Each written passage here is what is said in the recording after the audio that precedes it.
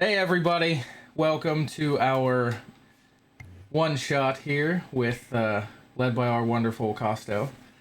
We have our first batch. We did have one LMNO could not make it, so we have four of our first round subs here. We will be doing another one for the first week of July, second week of July, first week of July. I don't have the date. July. 1, 2, I don't know. Ninth. Nope. No, Yeah. 8th. Yeah. July 8th. Yes. So make sure you get your subs in before then to be re-upped for your chance to win. But as usual, we have our one call out tonight, and that is a big thank you to Sword Coast Soundscapes for letting us use their music. And check them out on YouTube, Spotify, wherever you find your music these days. The only other thing I do want to touch on, keep your eye on our social media and our announcement page.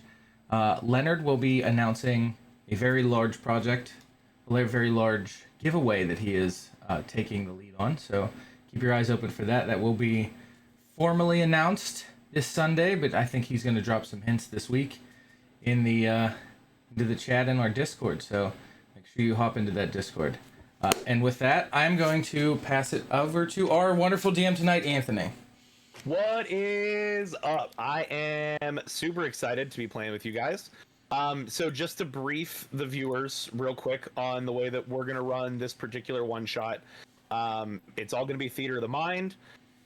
So, we're going to try to keep everything super descriptive for you guys. We're not going to worry about placements and stuff like that. So like anybody that wants to sub, like this is, everybody's going to run it different. I want to keep it real, just fun and casual.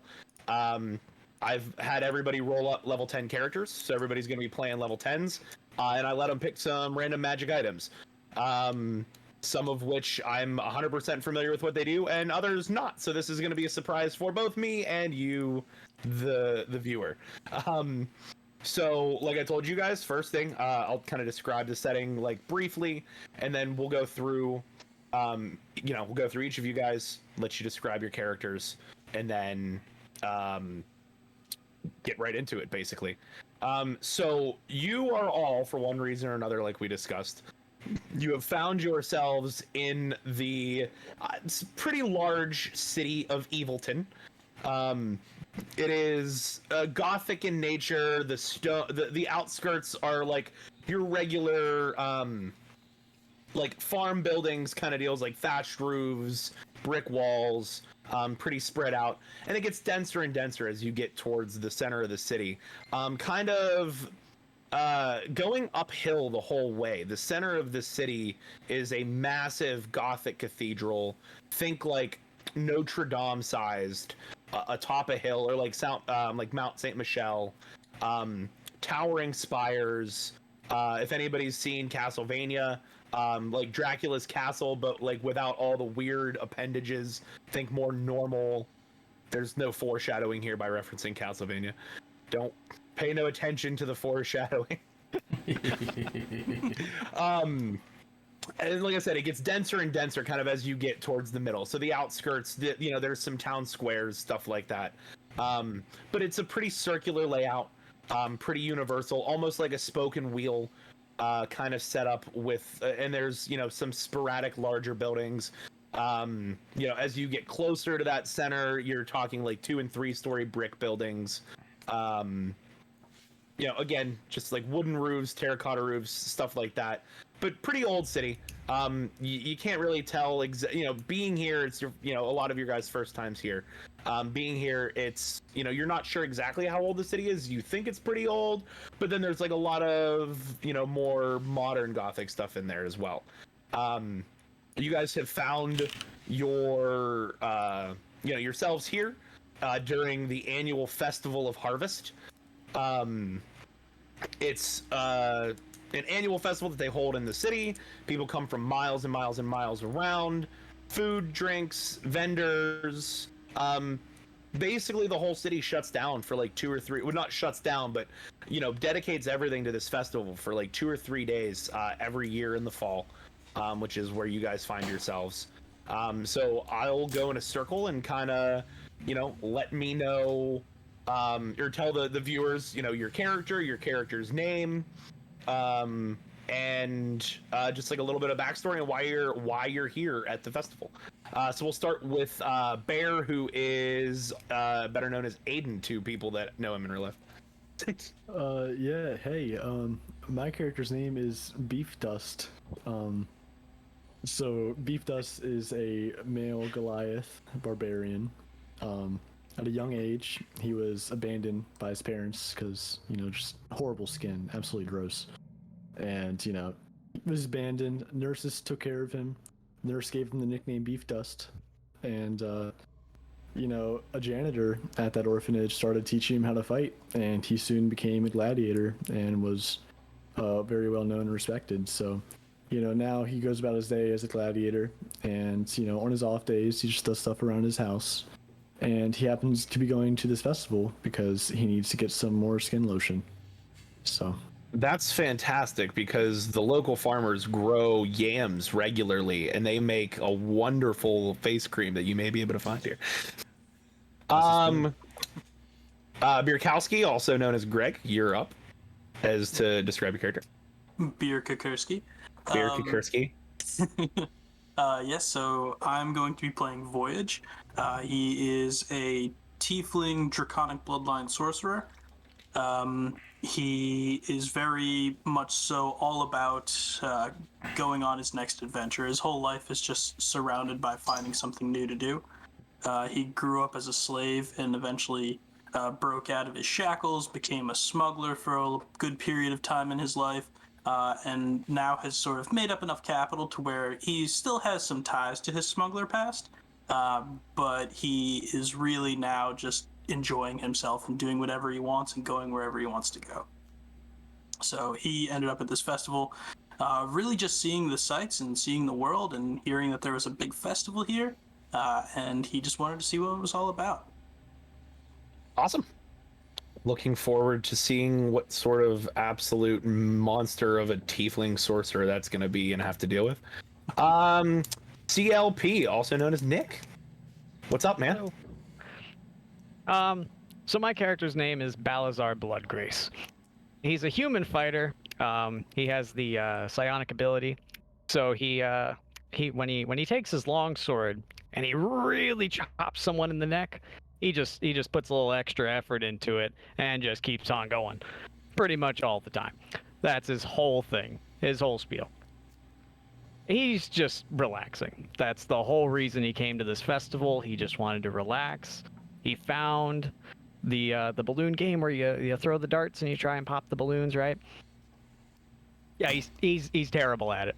He's been doing it for like 2 days. He just keeps missing. He'll throw it. He knows he hits it, misses it entirely. He's not happy. He's very upset about it. And so yeah, that's where you'll find him. Awesome. That doesn't sound like he's having a very relaxing time. No, that's the whole point. He's just like, oh yeah.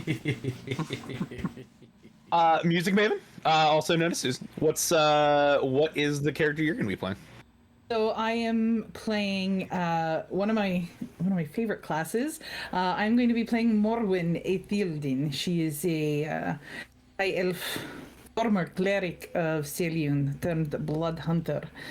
And she has come to the city tracking an old foe, Tagami, the Night's Shade, also known as the Soul Raiser, who has destroyed her village and taken her hope.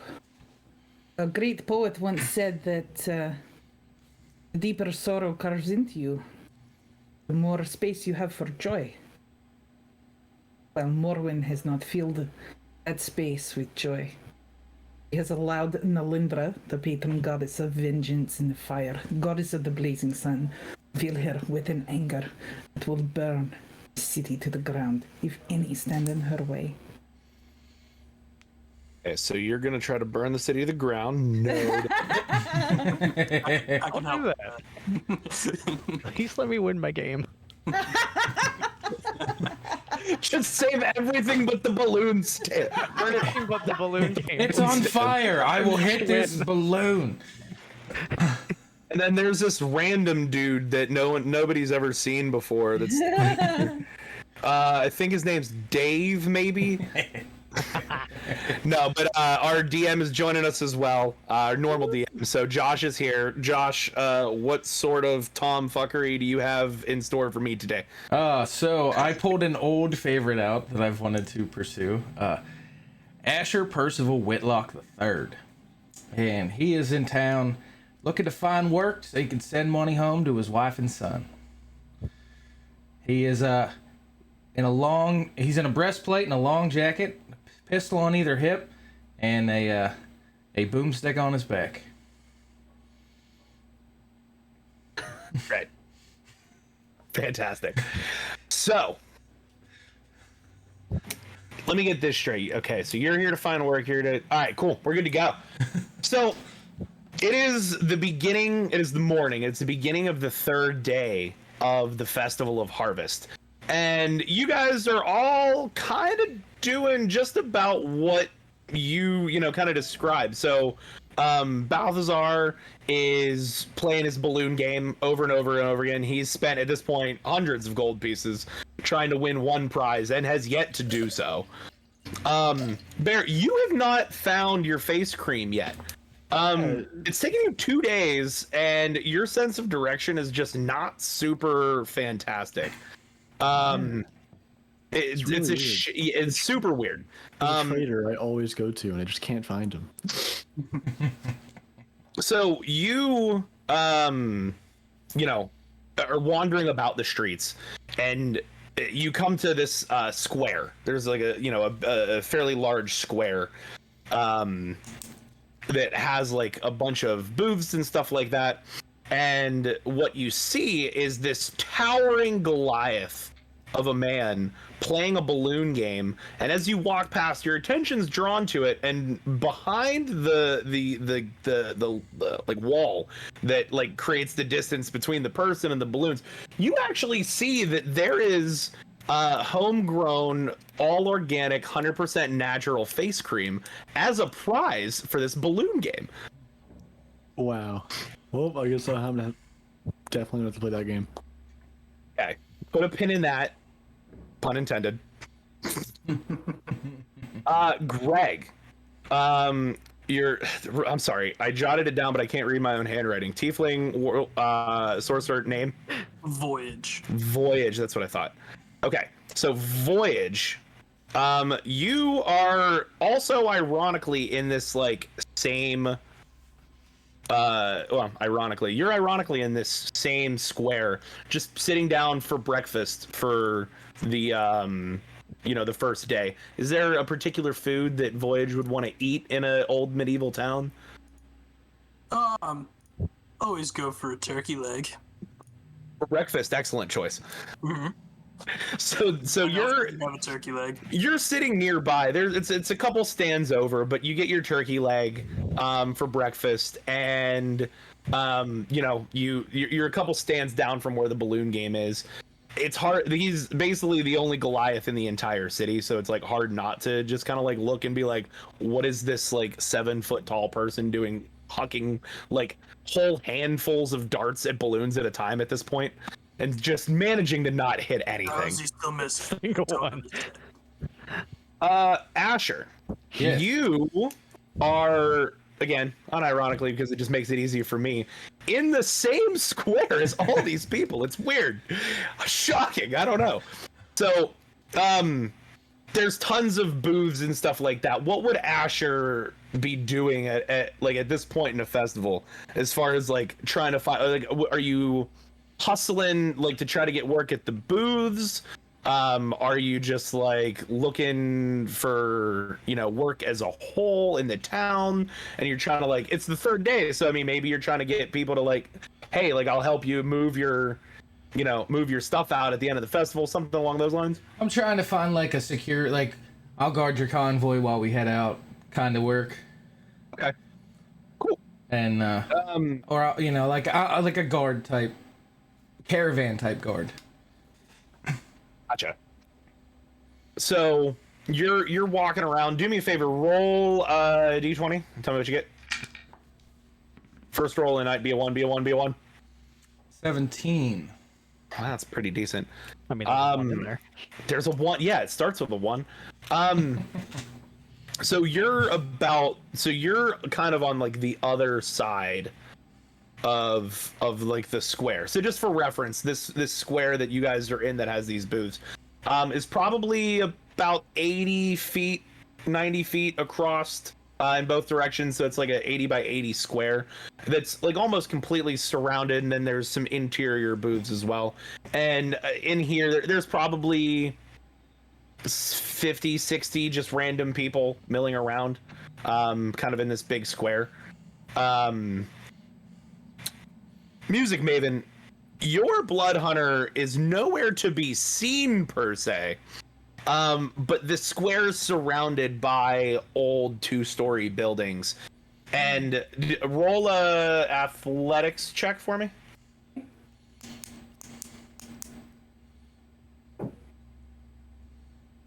Not 20. Oh, come on, it's called botched rolls. You are just hip hopping from rooftop to rooftop, just like looking down at this square, and you have spent 2 days now trying to find your old foe, and nowhere to be seen. And as far as you're concerned, this is like the last square you might possibly find them in. So you're just hopping from like rooftop to rooftop, like around the square that these other players are conveniently located in, looking for, you know, your old foe. Not seeing him, but what's your passive perception, actually? 15. No, that's actually pretty happy. No, he's still not seeing him. So yeah, let's go back to, now that you guys all kind of have an idea of, you know, where you are in the festival. Let's go back to Bear, who is going to try to possibly win some face cream. Well, I decide to step up to Mr. Balasar and say, hey, I'd like to give the game a try. There's another booth. Just line up. Toxic, but okay. And I step up to the next booth. What are you doing there? Trying to win some balloon games? Yeah, I see that face cream right there, and I've been looking for that. Oh, that's gonna be pretty hard to win. You gotta pop 3 balloons out of 3 darts if you want to get that face cream. And looks like you could definitely use it. So that's gonna be 1 gold piece for 3 darts. Scratch my face. All right, here you go. Thanks. Step right up. He hands you 3 darts. Roll. You know what? Just we'll do one. Roll to hit with Dex. Dex and proficiency. So just like you would roll to hit if you were like throwing something. okay, so that's a 1d20 plus 2, right? Yep. Okay. Yeah, exactly. I don't have your guys' character sheets up right in front of me. I trust you. Whatever that is, plus your Dex. So I got an 8. Oh, looks like you missed. Good. You're, It's not me. So okay, so you look to your right and you see this Goliath that it could not be more ecstatic that you just didn't hit a balloon. I'm also Goliath, so I'm 8 foot tall. I was about to say, But you're also, oh, that's right, you are also, you're both Goliaths. I'm not Oh yeah, no, you're also a Goliath? human. Yeah, I'm a Oh, Goliath. my bad. This is what happens when I don't. Oh yes. No, I'm saying no. So I'm saying Balthazar like looks to the right, or yeah. I had it backwards. Balthazar. Yeah. So he's human, and then Bear, your beef dust is Goliath. Yes. Got it. So you do me a favor. Roll one more time. That same to hit. I want to see if you hit with any of the other ones. 19. So out of 3 darts, you do manage to pop 1 balloon, and your cohort to your right is just enraged that you hit anything at all. I was probably squatting when I was throwing these just because I'm so tall. So I just stand back up and I just look at him, just like, I don't know. Sorry, buddy. So I pick up a dart and I'm like holding it like this, and he throws it. Just to try something different. Believe it or not, he probably misses.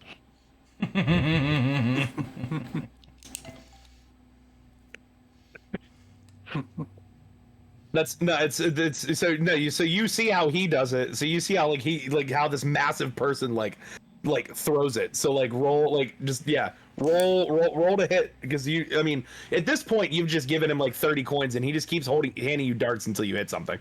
15. So after all of this time, you finally hit a balloon. Yes!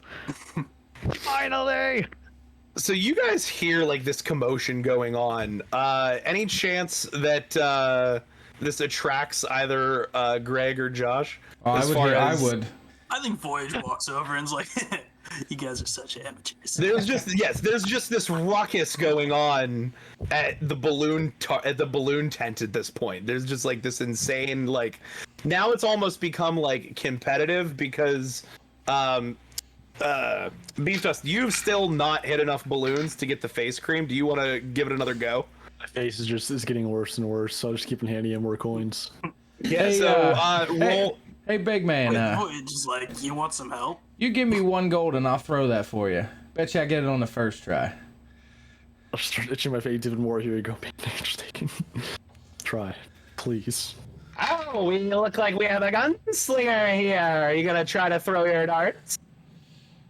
I think I got this one in the bag. That's what they all think. That's what I thought. Good luck, man. 15. So you hit 2 of the 3 balloons. Ooh. Roll one more to hit really fast to see if you get the 3rd one and win the face cream. 19. So you feel like this dart comes out of your hand super clean. Can all of you guys that are watching, Music Maven, has this attracted your attention at all? To Goliath making a ruckus over something small, of course. So all of you guys roll a perception check for me really quick. 16. 16. 11. 22. Okay. You know, So, Aiden, you see, nobody else sees it. Not even Josh, who's like the one actually throwing the dart. It comes out and it looks like it is super clean. Like it's 100% that 3rd dart's is gonna hit. And at the last second, it just moves a little bit, like in midair shifts, and misses the balloon. Wait a second. That was the cleanest throw definitely gonna ever go. seen. Something stopped it from hitting that. I don't know what you're talking about. Gunslingers never hit 3 for 3. At this point, my face is so incredibly itchy. So What do we need to do for this face cream? I gotta hit those 3, but there's something wrong with Pop this. 3 balloons. Yeah, you're telling me there's Whoa. something wrong. That's Know what you're talking about there. But we just gotta pop 3 balloons to get the face cream. That the goal, 3 in a row. Yeah, if anybody can pop 3 balloons in a row, they get the face cream. You are super suspicious. Like Aiden, like you are insanely suspicious. Like it looked like it was definitely like the dart definitely moved midair, and you're the only one that saw it. So what if we can pop 4 in a row? What do I get then? No one's ever asked me that before. Did you just break the DM? The pride of popping 4 balloons, I suppose. Didn't even get another prize. Well, Pride. Since I'm only ever gonna hand you 3 darts, I'm not really sure how you plan to do that, though. Who said anything about darts? And I cast Firebolt.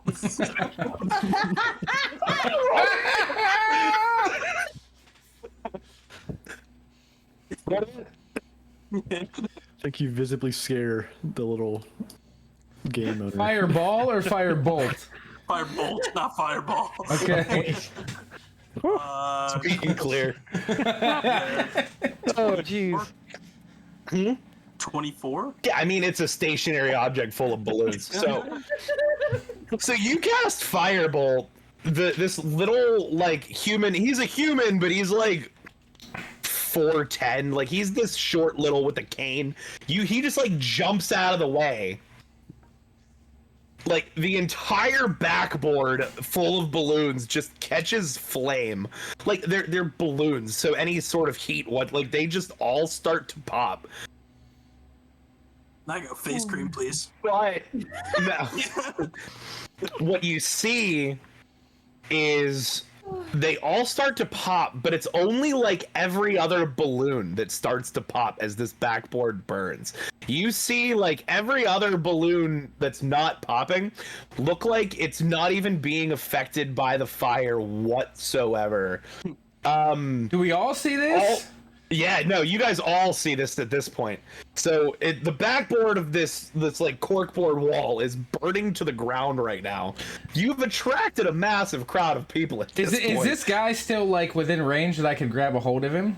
Yeah. No, he like jumped out of the way, like, but you can. I'm gonna try. I'm gonna like grab a hold of him. Yeah. Hey, man, I think we've got a couple of winners here. What would they like to have? My money back. Let Josh try to grab him first, and then you guys can do whatever you want to him. Really. Roll to grapple. Just roll athletics. Athletics. That is a 16. Roll a 23. Jesus So Christ. you go to grab him. So you go to grab him. I'm gonna pull my pistol if he gets out. I'm just yanking my pistol like. So you go to grab him, and he steps back, and then he like waves his hand, and you see the fire extinguish.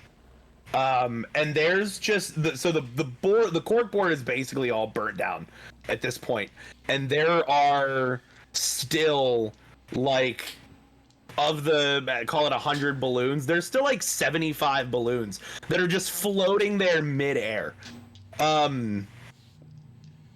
This does it. Greg, roll Arcana really quick. Just don't nat one it, and you're good. 17. Yeah, so clearly this is some sort of illusion spell where these aren't even actually real balloons. Hey, See man. Beef Dutch just waving his arm through them. So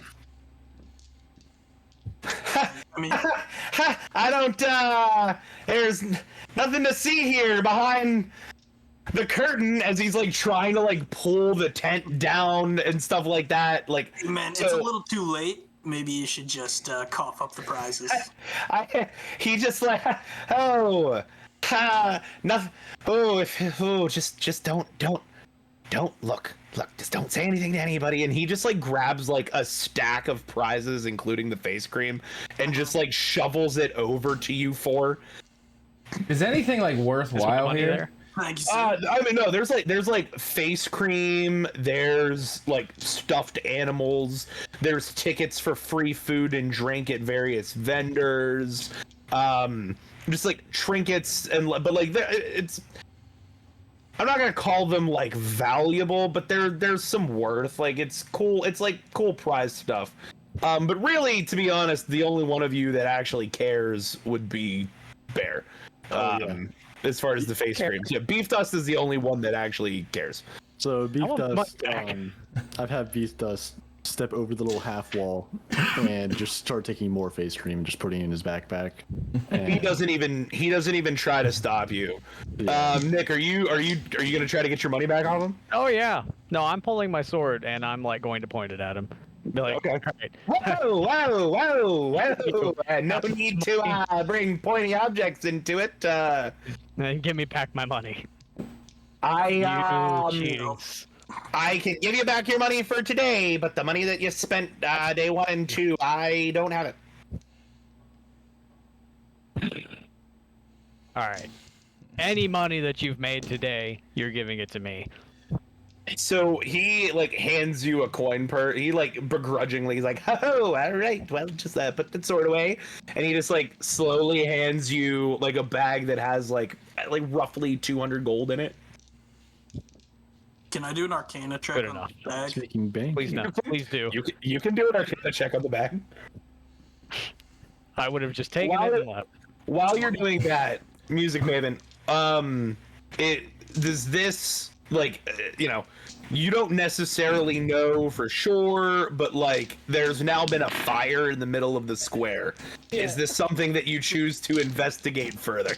Oh, for sure. Like out of nowhere, like are these guys minions of some sort of darker force? I mean, it was just a balloon stall, for God's sakes, right? So Well, it was a balloon stall, past Yeah, tense. it was a Now it's a pile of ash and a wall of illusionary balloons. This is great. yeah.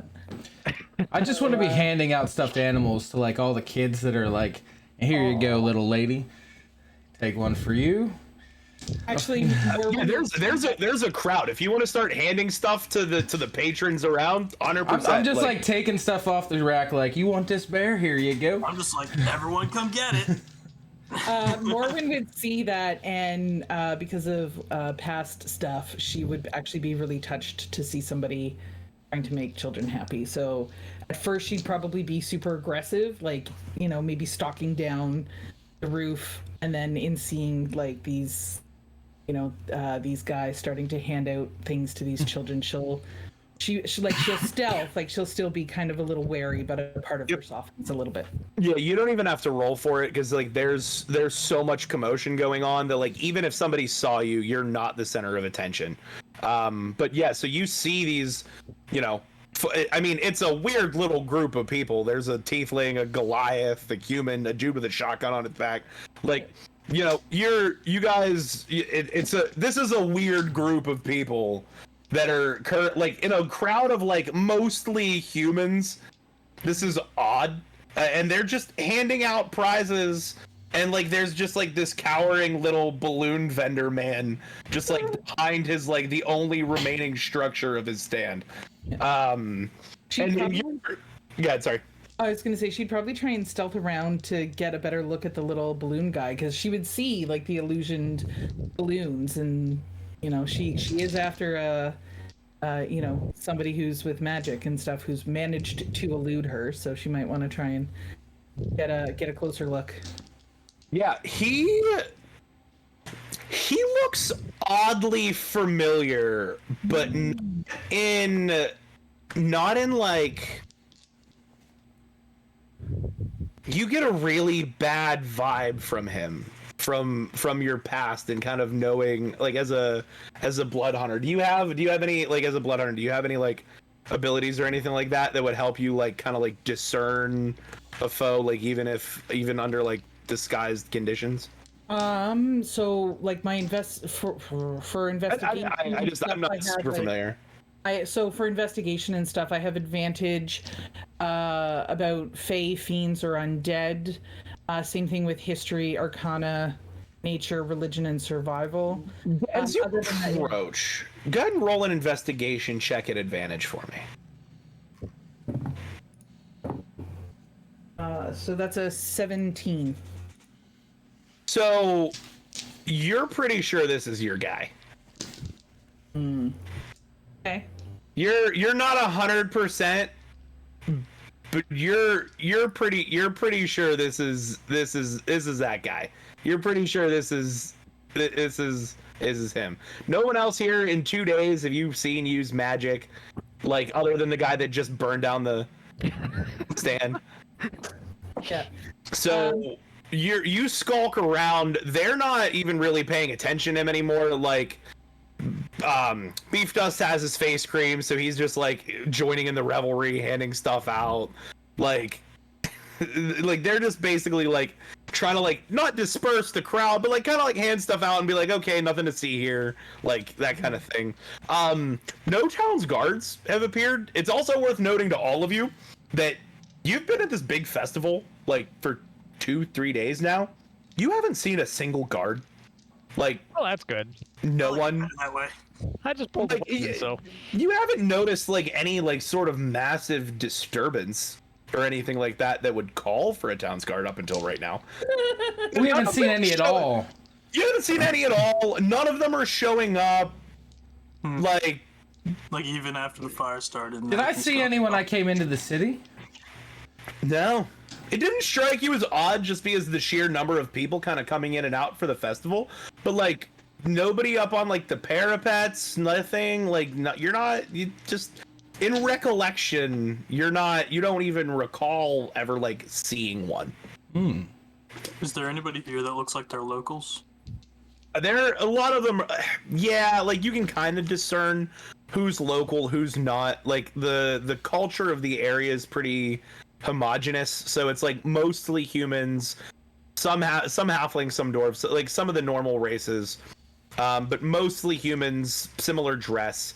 You see a few people that stand out in like a different attire, but like nothing too exceptional. It's not like a widely renowned festival. It's a pretty local one. Local in like, all the cities within, I'd call it 40-50 square miles. So it's pretty homogenous group. You guys are by far the most unique people here. Like you in 2 days you haven't seen any, like, this is like, you were all very out of place looking. Most people, it's worth noting that most people have actually approached Beef Dust to ask if he was part of one of the exhibits. I kind of ignore a bunch of that while I'm putting face cream on, so I'm just like, no, go away. So yeah, so they're handing all that stuff out. So you're here, and you're pretty sure it's the bitch. You're pretty sure it's the guy. Okay, I'm gonna reach into my let's see here. I just want to see which one the thing. Okay, I'm gonna pull into my my quiver of Elohana, and I'm going to pull a spear out. Okay. And I'm going to engage my my Crimson Right on it. So I have to take a 1d6 damage. Do you want me to roll that, or do you want to roll that? I can roll it. 1. Solid. Yes. No, what? 145 hit points now. Anyway. 139. Couldn't spare any of them hit points. Maxed out hit points. God forbid. So I'm going to activate my Crimson Right, which is going to give me extra radiant damage. So I'm imbuing the weapon with radiant damage, and I want to throw it at him and try and throw the spear in such a way that like it pins him where he is. So normally, trying to like call a shot like that, I would have you roll at disadvantage. But since you're like sneaking up on him and he doesn't notice you, it'll just be a straight roll. Okay, perfect. And my spears, I think I have +9 on this, so. And that's an 18 + 9 for 27. It misses. No, I'm just kidding. So this hits. So you guys are standing there, handing out the gifts and whatnot, and out of nowhere, you see this spear just fly from behind you and pin this short little, like, human-looking carnival taker. What carnival man? Carnival carny. Arnie. Carney. Thank you. Got it. And just like pin this carny to like the last remaining piece of the pin this carny to like this last remaining piece of section, like the standing stall. And this comes from over the crowd? No, this comes from behind the crowd, like from like the building side. So the stalls are all kind of like along the outside, and there's buildings. Yeah. So somebody like from on like the from what would have been behind the stall. Okay. And it's kind of obscured by like the lingering, smoldering smoke of what was the stall. Okay. But this spear comes and just pins him. You didn't give a description. Your the foe, this last fallen foe. What's the like what any sort of description as far as like what he was? Clearly a magic user, but So he's a necromancer and he's a wizard, and he has been in the service to these two gods who one is named Mask and one is Moan. It would help if I could remember everything from my backstory. Sorry, Okay, this other god and they came after Morwen's temple when she was a cleric, and came with dark forces, and her daughter was they brought moonwalkers and wraiths and other undead creatures, and her entire temple was slaughtered. She's even surprised that she survived. She doesn't even know how she was awoken, and when she came to, her daughter was lying dead in front of her. And and Selyun had no answers for her, and after years of failing, she renounced being a cleric and turned to blood hunting. Well, it is going to be a shame when he gets away. He did some really bad stuff. Oh, did he? Oh, okay. Is he going to take any damage off that shot? Yeah, roll damage. I did. So my question is he undead? He is not undead. Okay, so it's 14 points of damage. Okay. One radiant. Is that including the radiant? So this this spear comes flying through the smoke, pins him, and where there was this short little innocuous looking just plain obnoxious loudmouth asshole, it was cheating everybody out of their money. You now see this figure in dark robes, significantly taller than he was previously, just pinned with a spear through. You guys all turn around and see this happen. And through the smoke, you see this high elf just like decked out in blood hunter gear, focused in heavy on this like necromancing wizard that is now like stuck, like skewered and through basically in front of you. I'm gonna look at him cheating. I'm gonna draw my pistol and just kind of like put myself between the booth and the crowd, and just start saying, "All right, y'all, nothing to see here. Time to move on." As The crowd starts to move back. I'm like aiming the pistol at both of the elf and the Carney. Gotcha. So the crowd starts to recede pretty quickly. Someone like, yeah, they're all here for like fun and games and everything, but like someone was just pinned and you just pulled a gun. So like, you're right, nothing to see here. What do the rest of you guys do? Beef Dust is going to draw both of his flame tongue swords and activate the fire by saying the chant word. Just try to make sure the people are safe. What's the chant word? It's boom. Boom. And you just see these two. So you guys see these two swords come out, and he's 8 foot tall. So like these swords are easily as tall, as long as the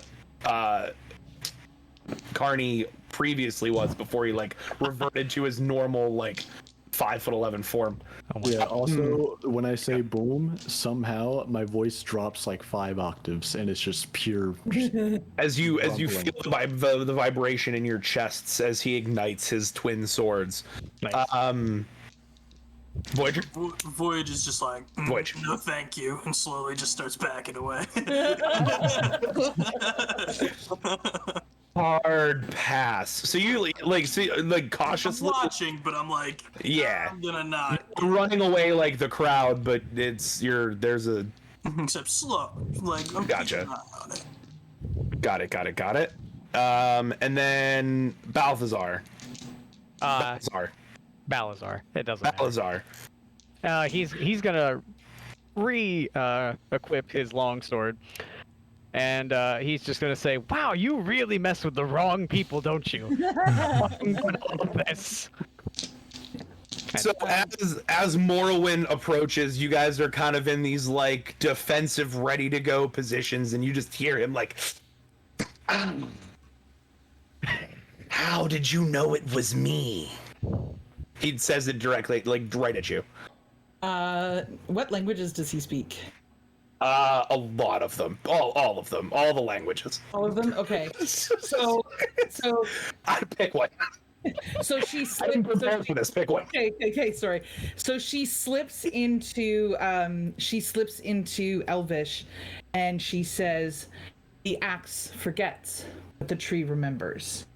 And then the radiant damage crackles over her. Her eyes start to go from silver to blood red, as she calls her blood curse of bloated agony. She equips two, like she just sort of like moves her wrists, and then she has two karambits, one in each of her hands, and she cuts them to open up her blood, and the blood magic begins. And she tries to curse him, a creature. I'm going to use blood curse of bloated agony. You curse a creature you can see within 30 feet of you to painfully swell until the end of my next turn. And for the duration of this curse, the creature has disadvantage on strength, dexterity, ability checks, and takes 1d8 necrotic damage if it makes more than one melee or ranged attack during its turn. And I would like to amplify it, which means that the curse will last for 1 minute. So at the end of each of its turns, the cursed creature can make Constitution saving throws to end the curse. This is an ability, not a spell. This is an ability. Son of a bitch. Okay. Yeah. It's a reaction. It's a reaction. So she takes her reaction and she just looks at him, and as the blood starts to mix with the radiant energy just crackling from her, and she says, "My name is Morwen Ithildin. You killed my daughter. Prepare to die." Oh, that's fantastic. So She just stalks towards him with these really nasty looking, like they're like daggers, but they can't be thrown. Gotcha. And she's just getting ready to cut him to 1,000 pieces. This curse begins to take effect on him, and you hear him shout, basically at the top of his lungs, "I am sorry. I did not mean for it to happen this quickly." And he reaches to his side, and he has a bag of holding that he throws over his shoulder towards the crowd, and it lands and flops open. And what? Yeah, because you guys are all technically at the ready, so you can react to this. I want to use my telekinetic movement ability to grab it out of the air. What would that roll? It says, so as an it's an action. You target one loose object that is large or smaller, or one willing creature other than yourself. If you can see the target and it is within 30 feet of you, you can move it up to 30 feet to an unoccupied space. Alternatively, if it is a tiny object, you can move it to and from your hand. Either way, you can move it horizontally or vertically. So I can move it up to 30 feet, and it's just a grab. It's an ability. Okay. Roll a percentile die. I want to see where on this bag you end up grabbing. Because he's like tossing it through the air, so I want to see where you grab on this. 47. 47. So you grab like the middle of the bag. Not like at the top or anything like that, but you grab like the middle of the bag, and when he pulled it off, like the ties were loose. So you grab the middle of the bag about 10 feet in the air, give or take. So just slightly taller than Beef does. Slightly further up, he could probably reach it. Yep. What's up? Sorry, I just want to let you know that with the blood curse taking effects, it's when it makes an attack. Never mind, I'll shut up. No, you're good. You're good. No, totally forgot. He's got to take attack first before he takes more damage. So the top of this bag begins. So you're holding it in the middle, like telekinetically, and it's stuck in the air. Are you trying to move it anywhere, or are you just trying to stop it in the air? He wants to like let it onto the ground slowly, carefully, so as not to let anything spill out of the bag. And if he can, maybe readjust his grip or like walk over and tie it before it hits the ground. So, okay.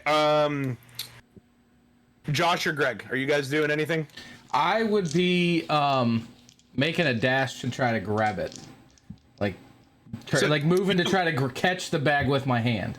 Yeah, so you move, you get to a position where like it would have landed, and then it stops midair, as you kind of see, Balazar like kind of like snag it, basically like telekinetic, like you see him make a gesture, and it stops, and he like starts to like lower it down. Beef Dust, are you doing anything with your flaming swords as all of this is unfolding? As Beef Dust being a warrior, not warrior, just like, a gladiator, he has a lot of combat experience. He would immediately be on his feet doing a corkscrew, like backflip kind of spin kick, and just kick it back to where the necromancer is. You're a soccer player. Yeah. Roll, do me a favor and roll to hit this Athletics. bicycle kick. Yeah, give me an athletics roll. 19. See, this is a shame, because the better you rolled, the worse this was gonna go. Ah! So you guys all kind of do this at the same time. Greg, real quick before I kind of resolve this series. Are you doing anything? Or? I'm just watching from the back. So the way that you guys are positioned around this, he throws you hear him yell, "Sorry, it wasn't time." He throws this bag of holding, like into the air, like towards you guys in the crowd. It stops midair. Open. And then it's closed. Everything's closed. The it's unfurled, but it stops midair. Nothing's happening. And then you go and bicycle kick the thing. And you catch it on the opposite side and just dump this bag of holding out onto the ground. And out fall 10 skeletons. Oh yeah. Immediately starts swinging at him. And so it's just a pile of bones on the ground. They're not. Oh, okay. That's no fun. We're not doing it. Outfall 10 active skeletons. Roll initiative. Jesus Christ. I'm not giving you guys another opportunity to subvert him throwing skeletons at you. As they're like coming out of the bag, can I make a shot at one? Like, cause I'm right underneath where the bag was coming. I will give you a surprise round shot. What damage is it? What damage So is it's 1d10 plus 7 piercing, and then 1d6 Piercing. radiant. Yeah, go ahead and take. You're not really sure where one skeleton ends and another skeleton begins. I'm just shooting into like where they're coming, all like falling out of the bag. So, give me a roll, but give it to me at disadvantage. Okay. So that's Because you're shooting randomly at bones, and it's like 90% 17. empty space. Son of a bitch. All right, so you hit one of the skeletons. Roll damage. It's worth rolling damage. let's see here. So that's 11 piercing and That'll do. That'll do, Pig, because it doesn't even matter if you roll the other one. So the skeletons. So you bicycle kick it. The skeletons fall down. The gunslinger pulls up, takes a shot. You see one of them just explode into like bone dust as like the fragments fly away. And now roll initiative. Oh, I already rolled. Yeah, I already did too. Yeah, that's fine. Just tell me. Just let me. What did you guys? 11. 2. Okay. So who? Anybody above a 15? I did. Beef Dust, 20. Morwin. Okay. What was yours? Morwin? 23 for me. Nice. 17 for Morwin.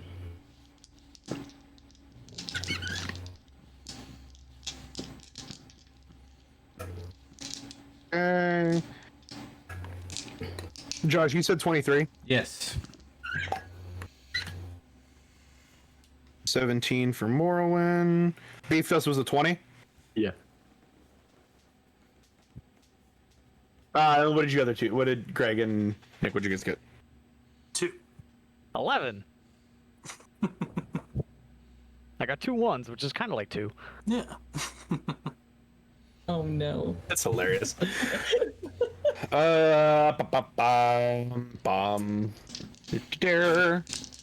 The fighter with the alert feat. For It's the, an for 11. the record, I will let you know that the skeletons did just nat 1, so. Oh, nice. Watch rolls. Blast. Watch rolls. Chat. Spam that emote. Yes. Anyway, so the skeletons are fucked. Maybe just a little bit. It's not gonna be good. It's fine. Do we see how many skeletons there are? There are now 9 skeletons, as one is a shattered pile of bone dust. What is going on with the bag? The bag is just like fluttered to the ground open, basically. Okay. So there is an open bag of holding lying on the ground somewhere. Take note of that. So at this point, you guys, so there's a wall. You're all positioned basically kind of like around this.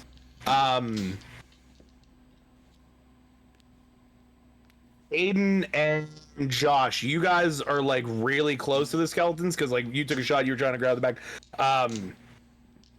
Nick, you're a little bit further away because you were like grabbing it.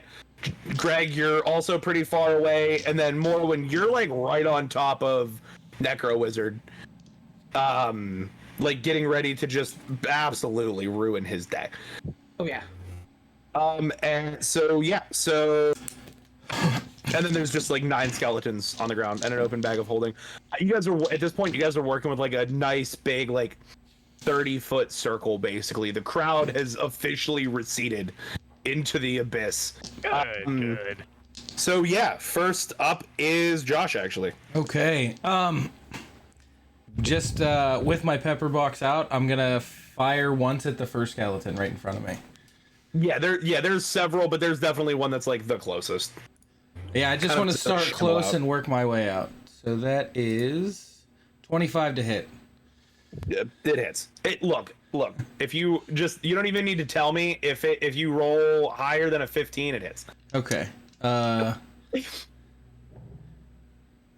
We're going for action economy difficulty in this particular one. And that is 9 points of piercing damage and 6 points of radiant damage.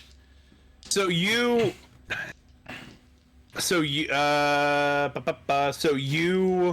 hit him.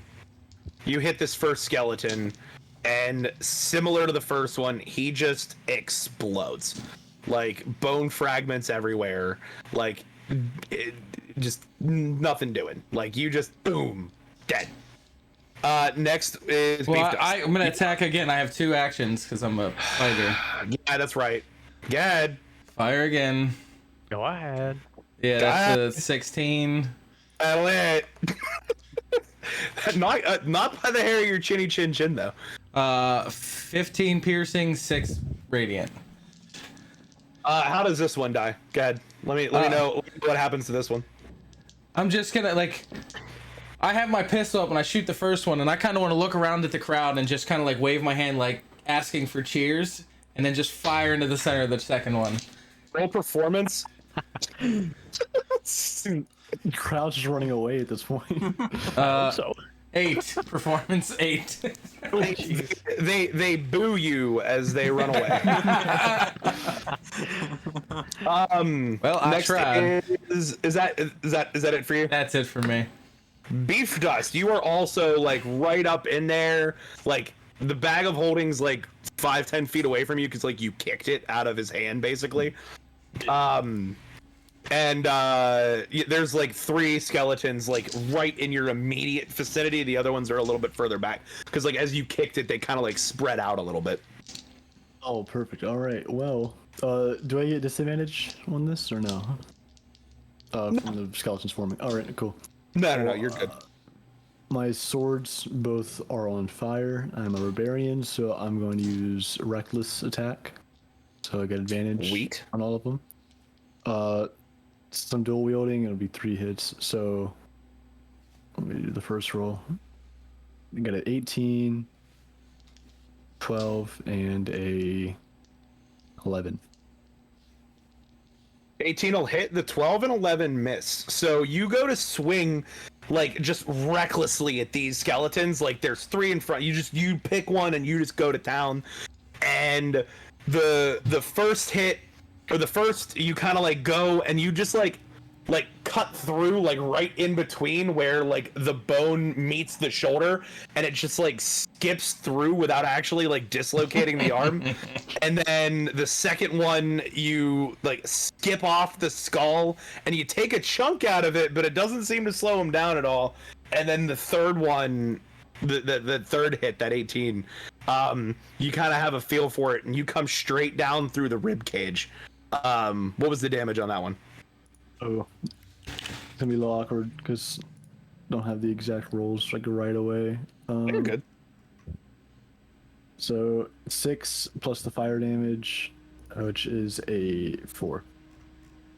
So you come through and you like shave off like the right side of like his ribs, but he's like almost like you were butchering him, but like he's still kicking, like he's still up, like looks like he's gonna swing at you.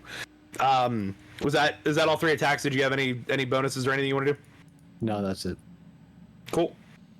Morwin, you are next, and while the other ones seem distracted with the skeleton, you are facing down the wizard here. I am laser focused, so as I get in close with my karambits, I bring up my hands and I take one, I try to slash against his cheek and try and get the other sort of up into his torso. Just want to start cutting him down. Death by 1,000 paper cuts, and I'm sort of dancing around him as I do it and saying again, my name is Morwin Evilton. Are you... Sorry. Over and over again. Yeah, no, go ahead and do the whole line. Oh, no. No, please. I'm begging you. Please do the whole line. My name is Morwin Evilton. You killed my daughter. Prepare to die. And roll to hit. Okay, so I'm not gonna give you his AC like I did the skeletons because that just speeds things up. 25 for the first one. Okay. And that's even better, 28. Yeah. So he just eats these. Like you feel like he's about to try to do something, and he just eats these hits.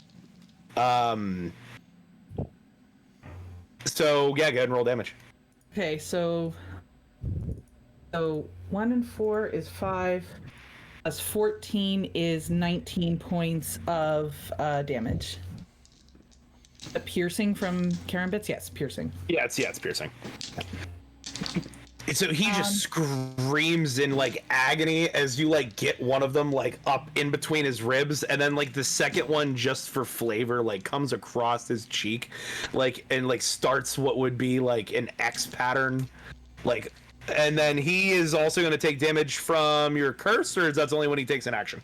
It's if he makes more than one melee or ranged attack during his turn, he'll take 1d8 necrotic. So it's only attacks. Yes, but he does have disadvantage on strength and dexterity ability checks. Gotcha. So I mean, yeah, that's fine. He For 1 also, minute. so he rolled a 2 on his initiative, so. Perfect. Bad guys in Encounter not doing a great job right now. Okay. So those are my 2 attacks because I get 2 attacks, and now for my bonus action, I want to use 2 weapon fighting because I'm carrying 2. Yeah. So,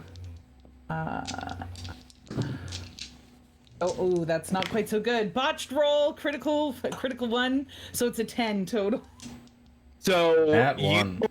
Nat 1. It's about time, damn it. So you go to swing. So you get greedy, right? So you use your 2 attacks and you get greedy, and you're like, I got this. I can get him one more time, and you go to swing, and you miss, and you actually dislodge the spear that currently has him pinned to the back, as he realizes that he's no longer stuck to the wall. Spear's still in him, but he's not stuck anymore. Okay. That brings us to 23, 20, 17. Nick. Yay, I get to do something. Okay. So he is going to go after the guy who took all of his money. And he's just gonna like aim for the neck because that's his thing. So let's see here. You're up behind him too, so roll advantage. So you're like Roll advantage? he's like laser focused on Morrowind. You're coming up from behind. So go ahead and roll this at advantage. Oh, good. And I get 2 attacks because I'm a fighter. Yeah. I hate all of Pretty you. sure that's 2 now, so it's 18 to hit. Yeah, it's Okay. And for the other one, that's as long as he doesn't see you. Yeah, no, that's fine. I have to lean over. Put that over there. Sorry. Well, you're good. What am I doing? 21. That's Also how hits. math works. Also hits. So yeah, go ahead and roll damage as you're coming.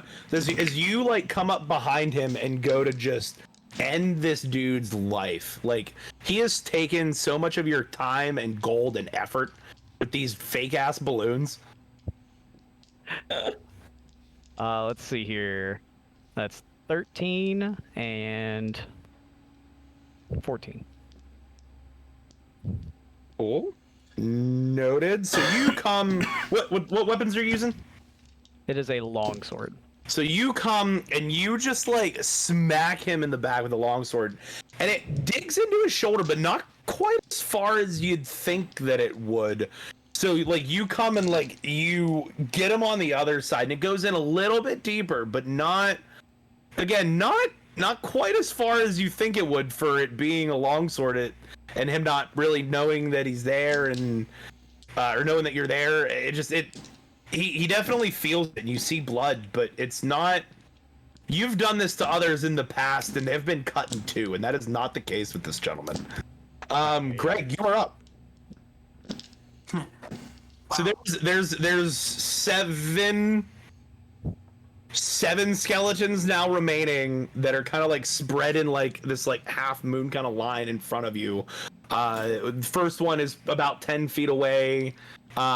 You see the two that are engaging the skeletons, and then about 20 feet away, 25 feet or so, you see a wizard with a spear sticking out of him, and then Morrowind and Balazar kind of just like tag teaming him with sharp things. So I'm like, those guns look kind of fun. Pew pew! And I shoot firebolt, and I use 1 point of meta magic to twin it. Sweet. It's gonna be sorry. So 16 and 22. You're aiming at the skeletons, right? Yeah, the skeletons. Yeah. Okay. So you're aiming at two different skeletons. Mm-hmm. Sweet. Yeah, because you have to with twin. So yeah, you hit. Yep. So both of those are hits. Roll damage on those. One of them takes 21, Jesus. and the other takes That's a lot. But from a fireball. Oh, you're draconic bloodline, 11. you dick. I had my Yeah. damage. Yeah, I'm sure you do. Sure you do. What was it? What was the damage on the second one? 11. Oh, thank God. One of my skeletons will live. So you shoot one. So you go pew pew, right? The first bolt hits and like just scorches the skeleton, but he's still up and walking. He's just now like blackened and ashy, and he like kind of begins to burn a little bit, and like his eyes kind of like light up like fire, almost like oh my gosh, superhero. Nicolas Cage played him. Ghost Rider. Ghost Rider. Ghost Rider, yeah. Just had a. We have Wow, created okay, cool. Ghost Rider. So now there's a black skeleton with flaming eyes that looks kind of like Ghost Rider. And describe to me how the other skeleton just is eviscerated by your significantly more powerful firebolt. So it just hits him, and he just, as you said, disintegrates into 1,000 pieces. Just. So Round words. Josh, you're standing there with your pepper box, and you see these 2 firebolts fly over your shoulder, and now you have a Ghost Rider skeleton directly to your left, and the one to your right gets hit with a firebolt and just explodes in this like fiery mess. It is now finally the skeleton's turns. So there's keeping track. There are 6 skeletons left. So 2 are gonna take a shot at Beef Dust. You reckless attacks, correct? So this is no advantage. Correct. That's insane that I rolled 2 8s. What's your AC? 15. Yeah, so those aren't hitting. So they go and like basically break their arms off on you. Like they go to hit you, and you're just like unaffected by it. Looking down at them. Oh, look, face cream. They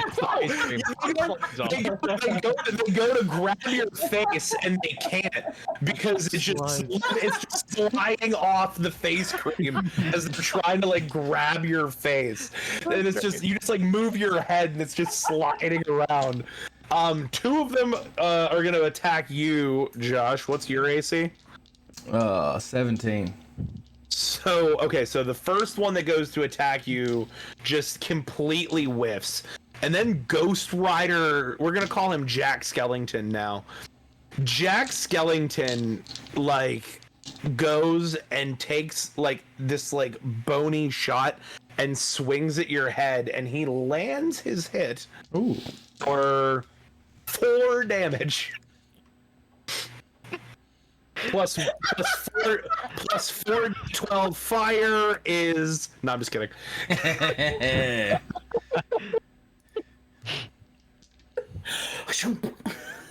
So he like swings his arm and just like smacks you across the face, and he's like, skeletons don't talk, but he's like, bitch.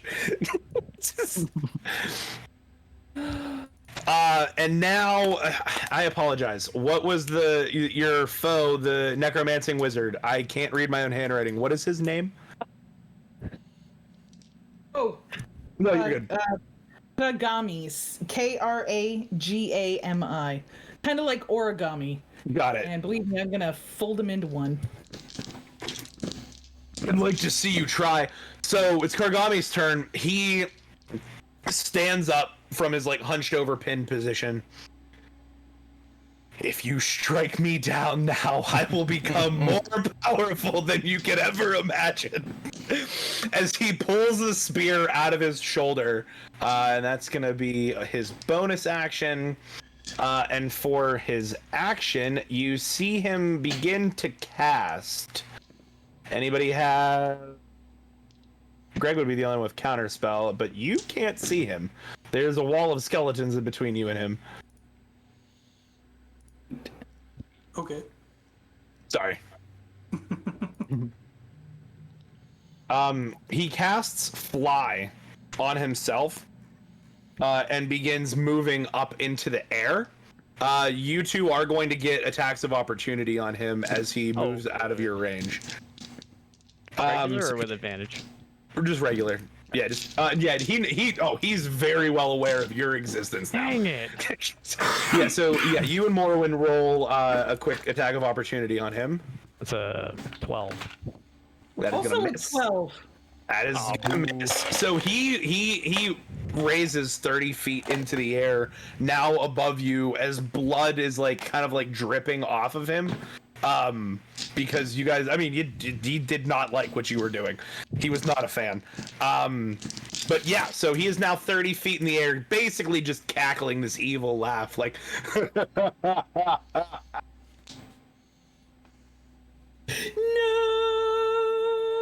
No. Josh, back to top of the order. So there's now 6 skeletons remaining.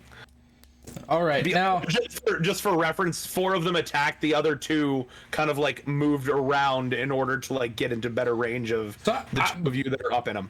but I see Mr. Magic Man float up into the air, right? You do. Okay. Correct. So, I have quick draw.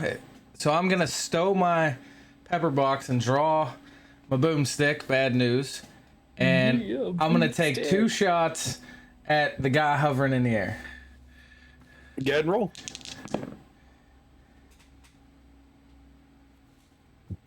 Let's see, that is a 20 to hit and a 22 to hit. Your shots look like they are dead on, but all of a sudden they just like flatten and stop in a wall right in front of him as he casts shield. Ah, shit. Your bullets mean nothing to me. Action surge. Okay. Yeah, except this time, the first shot, I'm gonna use a grit point Nice. to give myself advantage on the first shot. Okay. So that is 28 to hit. That will begrudgingly hit. Okay. That So damage 28 is is the limit. awful. So that's 12 points. And I will spend another grit point to gain advantage again. I'll just see. Oh, cool.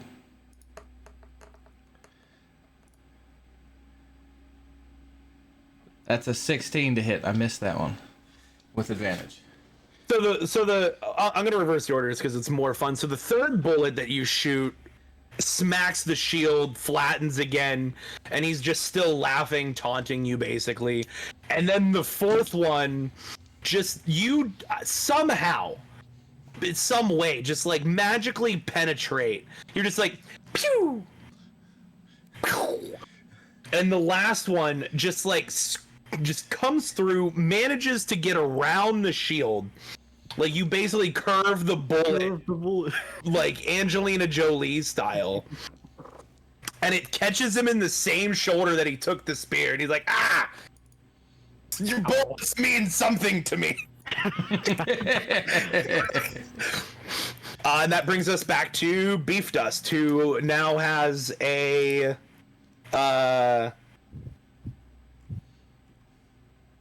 Yeah, so you now have three. You have three skeletons around you. One of them is still like cleaved. The first one is like half a skeleton but still standing, and then two more whole ones. I'm gonna basically do what I did the first time and try it again.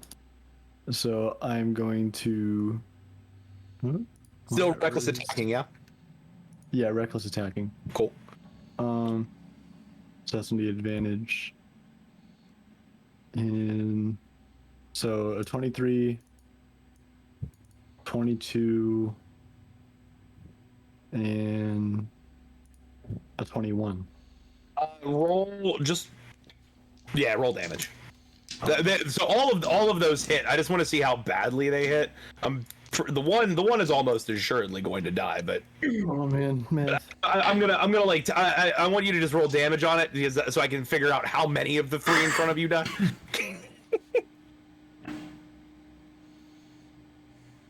It's a lot of damage. Stop killing my skeletons. No. Killing my 10, skeletons. 10, 10, and 13.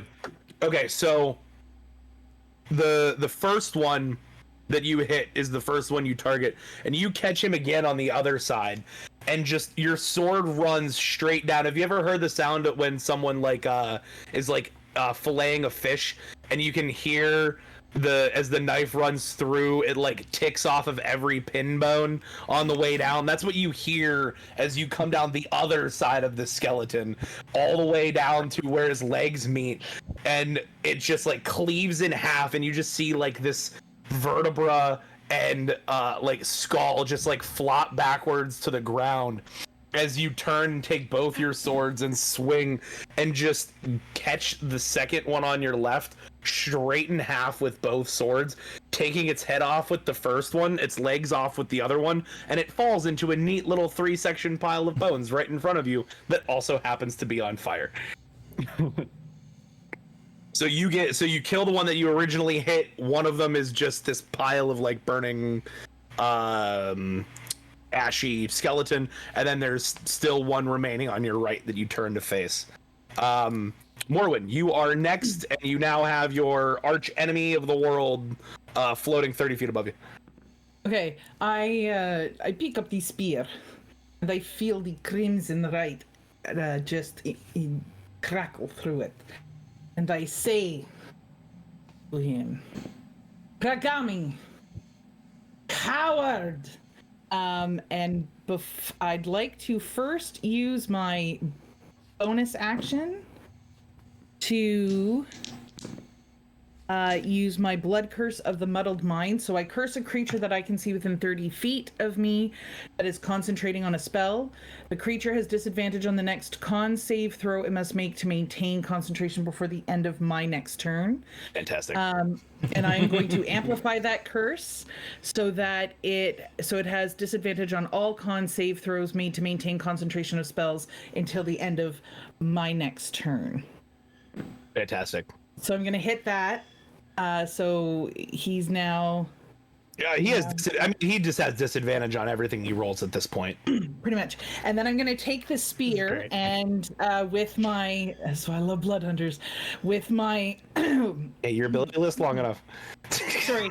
No, I'm just kidding. With the crimson right of the dawn crackling through it, I want to for my first attack, I want to try and throw it at him and hit him again with the spear damage, the crimson right damage, and if I get him, I'm going to use my special action to hit him with the brand of castigation. Roll to hit. Fucking A! Crit! Nat 20! Plus my 9 is 29 to hit!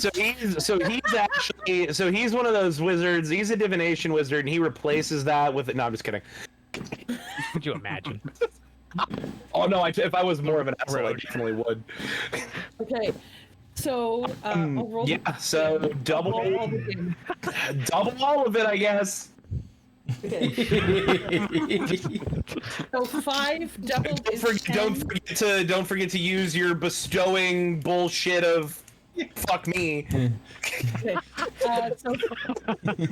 So 5 doubled is 10 plus 7 is 17 for just the spear damage. Then sorry, and then I take sorry, because it's all over the place. It needs all to be in one spot. So now it's going to take. So does that mean all my crimson rate is going to double as well? Yeah, sure. Why not? It's not going to matter in a couple minutes. Okay, so that's another 8 radiant damage, and then with the brand of castigation. Whenever you damage a creature with your Crimson Right feature, you can choose to sear an arcane brand of Hemocraft magic into it, which I've done. You always know the direction of the branded creature, and each time the branded creature deals damage to myself or a creature I can see within 5 feet of me, he suffers 3 psychic damage. The brand lasts until I dismiss it or until I apply it to a different creature. This is a tracking spell. Mostly. So, 2 questions. First one, Josh, can I roll up a Blood Hunter for our main campaign? No.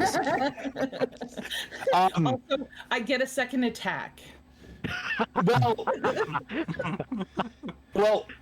let's deal with this first one real quick for a second. So Wow. so it's like, anybody's seen the episode of 7 Deadly Sins where Meliodas like catches the spear and then just like hurls it back like a country mile? That's basically what happens. So you get this spear and you grab it.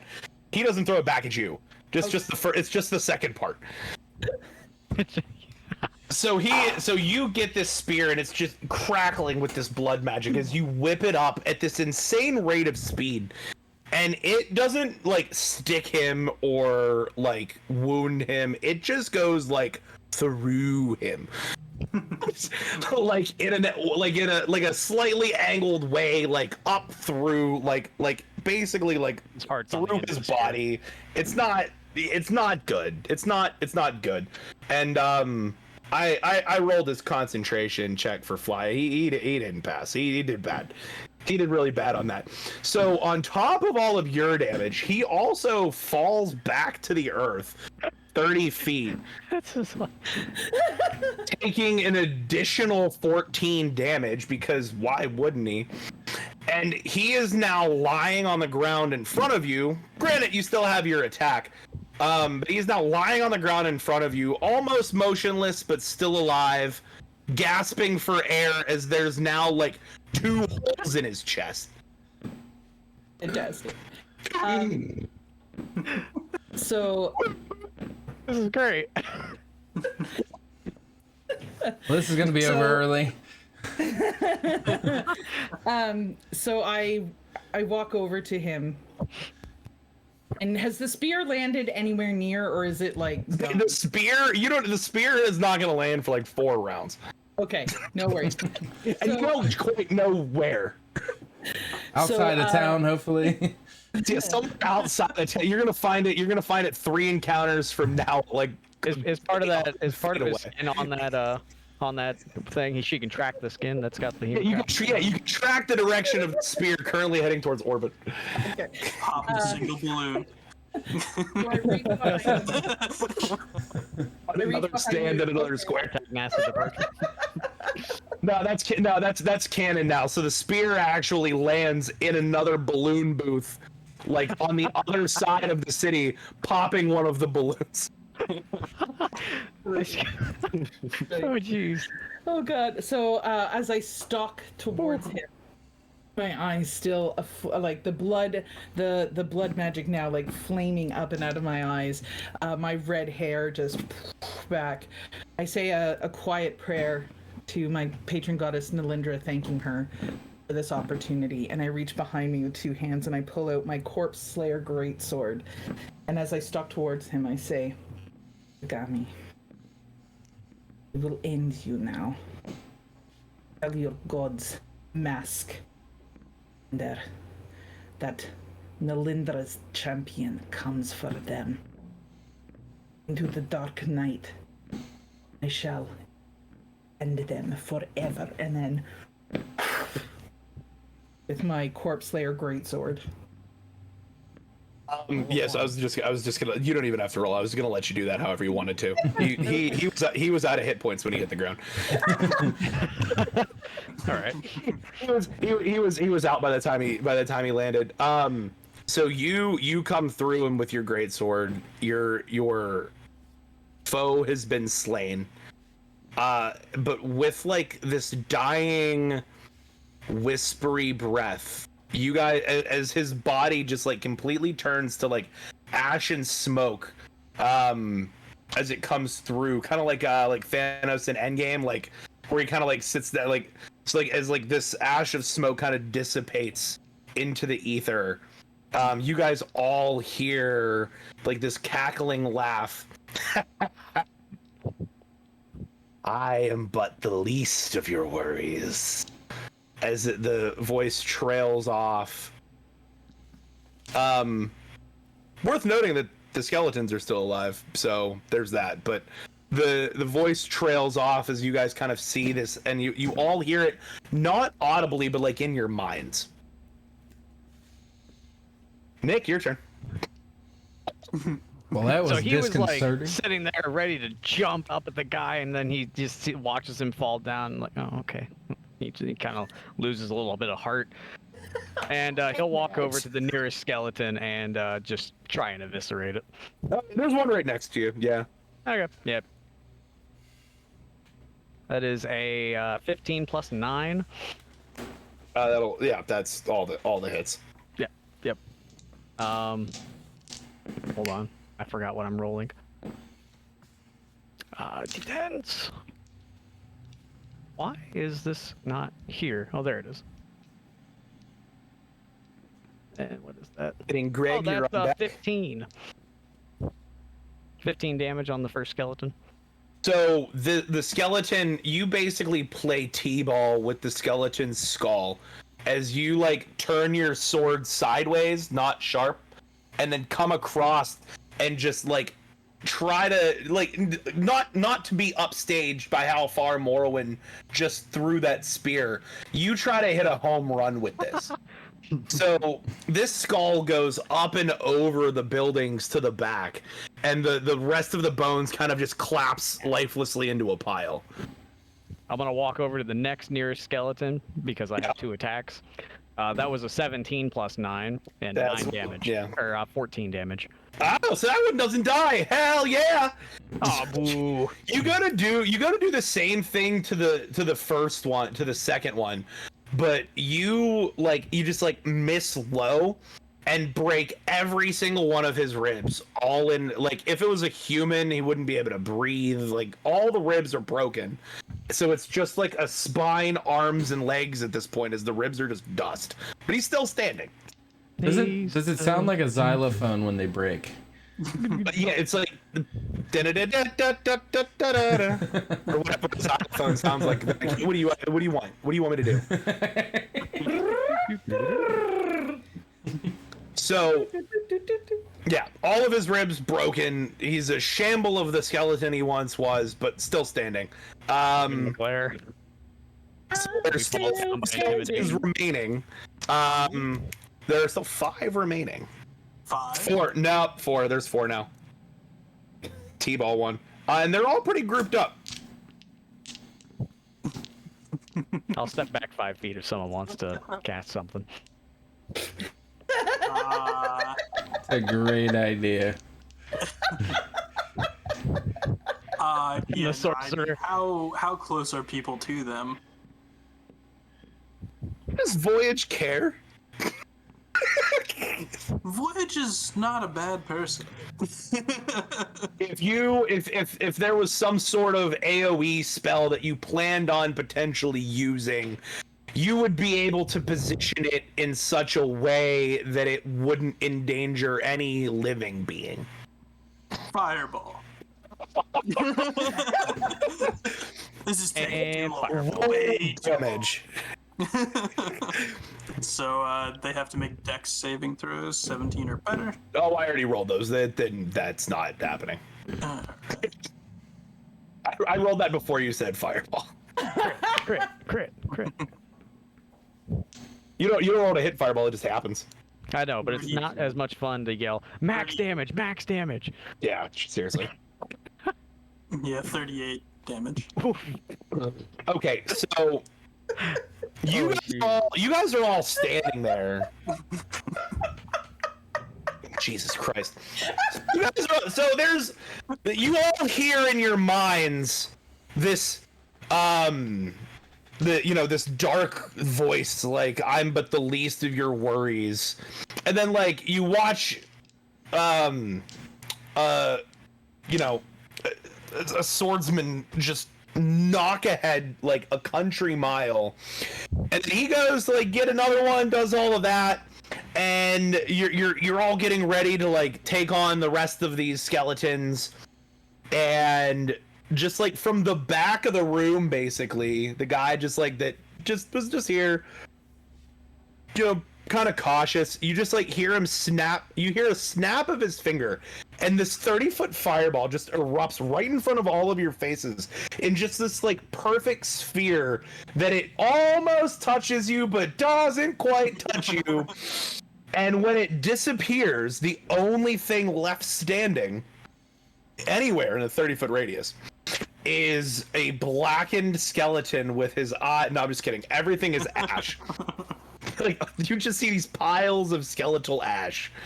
And a still open bag of holding lying on the ground. No more skeletons remain. Well, good. Voyage walks up and just goes, that was taking way too long. Beef just goes to boom, and then he puts his swords back. Yeah. Boom. Morrowind I was licks the just kind bottom. of like hangs his head in shame, like I really didn't do very much, and then he I just wanna- kinda puts his sword away. I want to head over and take a peek at this bag of holding. Yeah, I was gonna say, like, this is a good opportunity for you guys to like kind of like have like you just fought this fight together. At this point, there are no more people left in the square. Everyone is gonzo. Like, they're all out. I wanna go check this bag of holding out Just start reapplying. without syndrome. sticking my hand into it. Without sticking any appendage into the bag. Call back. It's a bag of holding open on the ground. Okay. I walk over to him and kind of see what's going on. Go, hey man, nice shooting. Hey, thanks. Here, I guess this suits you a little more than it suits me. Magic and all. I wouldn't say no.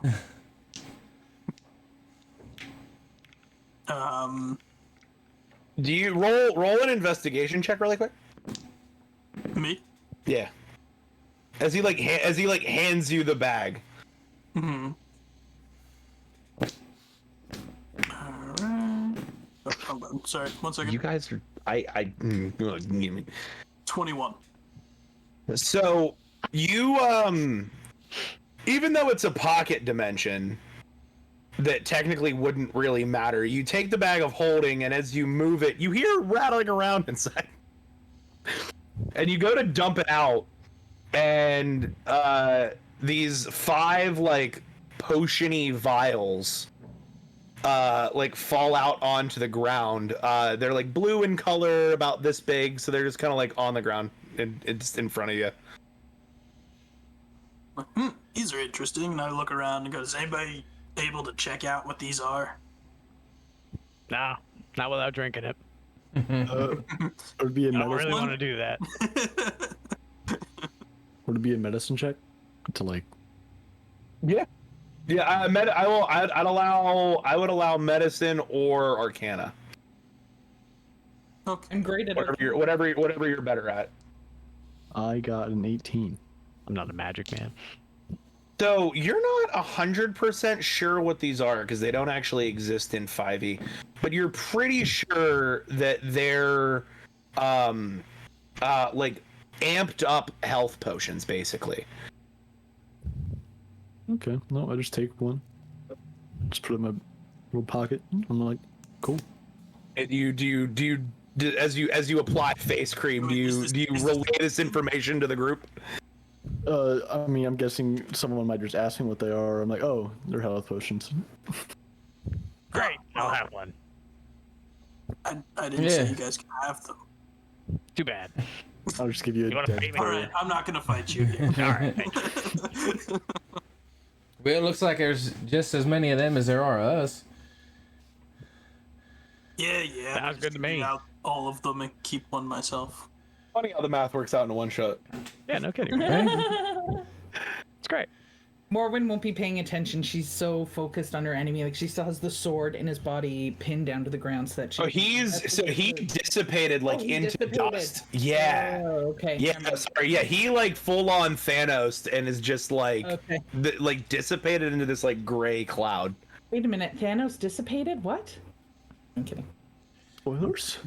If you haven't seen Spoilers? Endgame by now, I have no sympathy for you. No, it's okay. No, I'm kidding. It's all good. She stays kneeling with the sword. She's still not paying attention, and she says she gives thanks to Nalindra, and she prays in Elvish.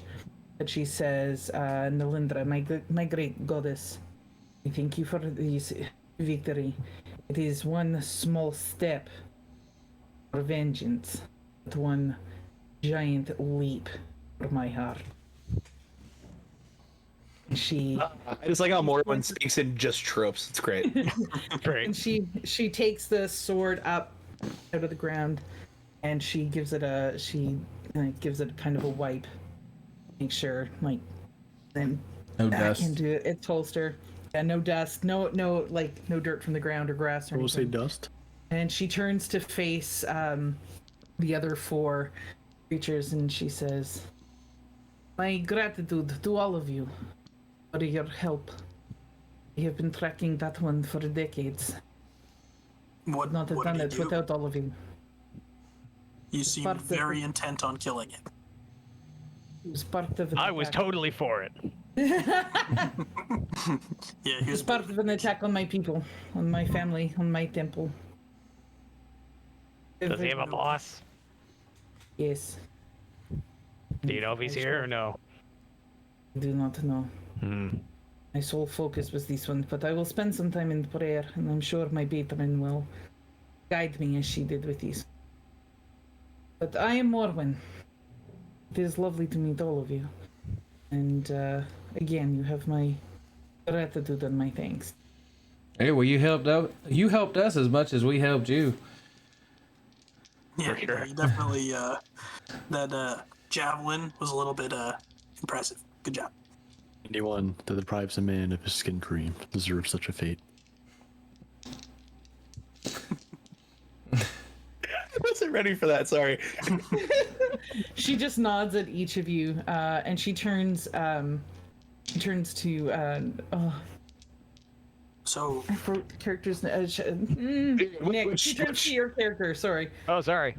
Yeah, sorry, Nick. She turns to your character and she says, "I thank you for your attack on him. Your blows were mighty and great, and I." Yeah, he didn't seem to care much, though, did he? I don't know Does not- why. does He not- he felt it. You were just expecting to cleave him in half. Oh yeah, no, that's what he's getting at. But she sticks out her hand to you to shake it and to thank you. Okay. I return in kind. Be like, yeah, if you didn't bring him down, I had a plan. Fantastic. What was that plan? so Just I was gonna jump up and swing at him and knock him back to the ground. you can jump 30 feet. Yeah. All right. insight check. Go for it. I believe in these True. 10 feet tall. I don't. It's a real thing. Yeah, wait. Actually, Yeah. wait. You have the You jump want me to feet. Too bad. I'll wait till it comes up in combat. leap tall buildings in a single bound. So It's right about Buildings, nuts. are there other stalls? I was about to ask. ask that. There are other stalls that are. I mean, they're now completely devoid of people, but there are other stalls. Is there anything We like maybe worth a like- damn? Yeah, exactly. It's mostly food and trinkets and everything like that. What about some rank? Roll. Yeah. Okay, hold on. Are we actually an evil party? We're just gonna ransack this. None of you are from here. You're not Morgan's wrong. hungry. I'm I just mean, gonna loot all these people. after a good might be battle. a line Nobody's for us. there. Yeah, Aiden. While I'm doing this really quick, do me a favor and roll a percentile die. How do I do that? D. Just like D100 D100. So like, yeah, it should be. If you're on roll 20, it's the D100. It's like the 2D10 looking ones. I'm on D&D Beyond, so Yeah, it that's- looks like yeah. two. If you dice. click on the bottom left, it's the one that looks like two. It's the one that says D100. It's the fourth from the top. okay. I got a 61. Wow. After applying several containers of face cream, you are now 61% more attractive than you were when we started. Yes. I don't know, Beef is already kind of a hunk. Don't know if it's really possible. 61% more attractive. That's great. 1% more attractive. What a multiplier. It does in fact stack, so you can actually become like 300% more attractive over time. We can see the word at the So end. Add to his charisma. you get inspiration. You have inspiration now. Me? Yay. You get okay, so are you guys actually, do you want to like comb through and like look at the stalls? I need to find more face cream. I just want to make sure, like, I want to see if there's anything suspicious in any of the other stalls. Okay, good call. Suspiciously shiny. That too. Can I just get a perception check at advantage from all of you? Oh, Hold on. That's right. Well, it's I a can good roll my thing. dice. It's been so long. That's a 4 and a 3. That's a total of 9. You're in a town. I'm not used to being in a town, apparently. A town. 23. 24. 14. What? Sorry, what was that? Was Music Maven? What was yours? 14. 14. Okay, so you notice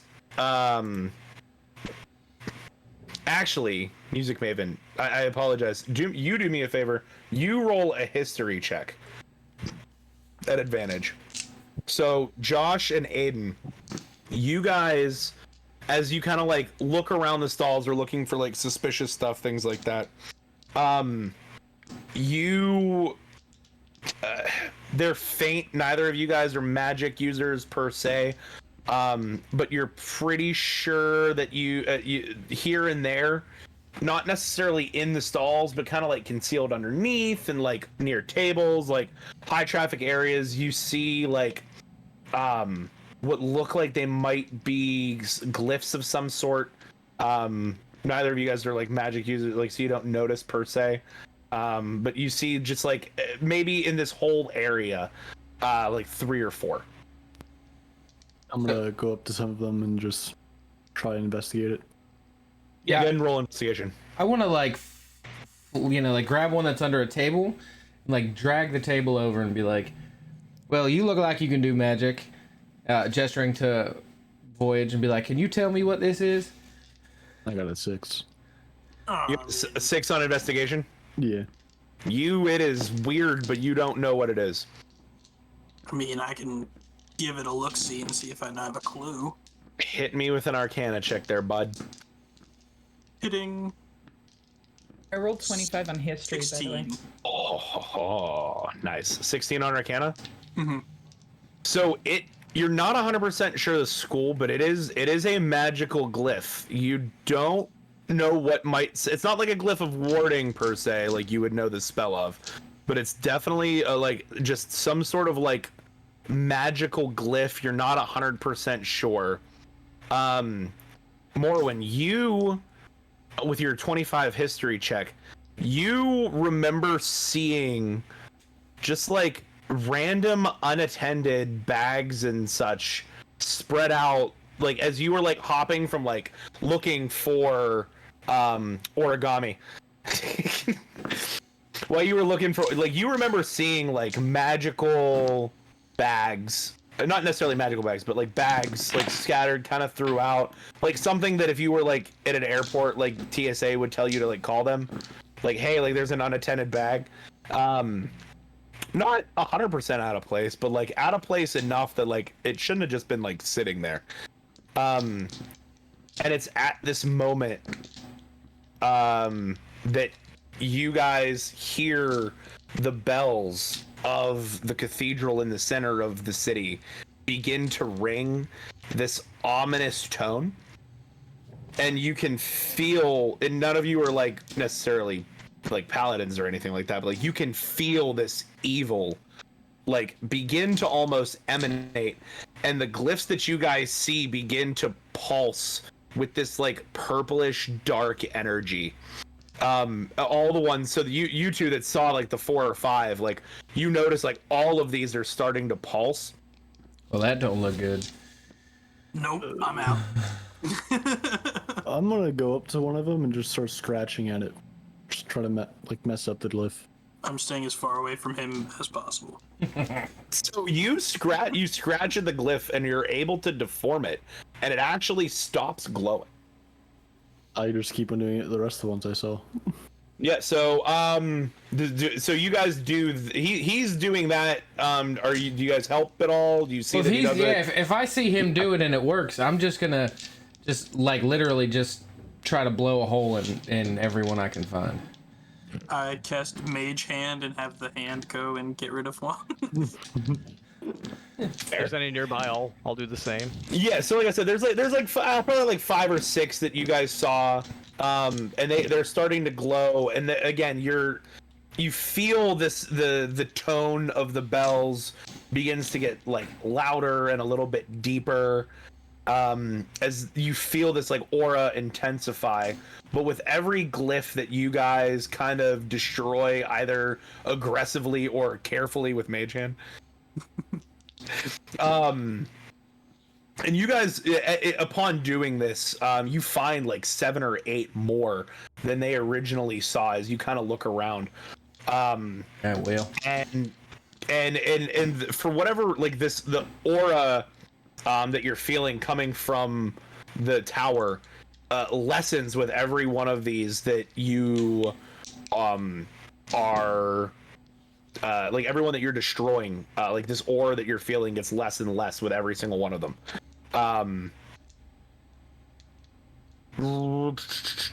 Give me a quick insight check. Who? All of you guys, sorry. 19. Just one upping. 23. Natural 1. So all of you guys but Asher, you guys kind of, as you do this activity, you kind of understand that these glyphs are acting like repeaters for this like magical evil aura that you're feeling. And you hear again in your heads kind of as you kind of like complete the task in this like big empty area at this point. You hear in all of your heads, "What have you done? Why do you destroy my glyphs?" Look funny. Did you guys hear that too? Was that just me? I'm glad I'm not the only one. I thought I was losing my mind. All right. Well, it sounds like he doesn't like it when we do this, so I use Mage Hand and try to clear as many as possible. Just move. So you clear the entire area, and you like every so often you like hear this again and again. You guys also hear like stomping, almost like movement coming from the streets behind you. So if there's like a big square that you guys are kind of all standing in, like I said, the city is kind of like spoke and wheel, and there's like main roads. So there's a couple offshoot roads that are going into this square, but there's a main one that runs through it from the edge of the city towards the cathedral. And from the edge of the city side, you kind of begin to hear like this stomping, like it's almost like a crowd slowly coming in your direction. You guys hear that? Hard to miss it. Yeah, it's pretty loud, and it's getting like progressively louder. I don't think they're here to congratulate us on a job well done.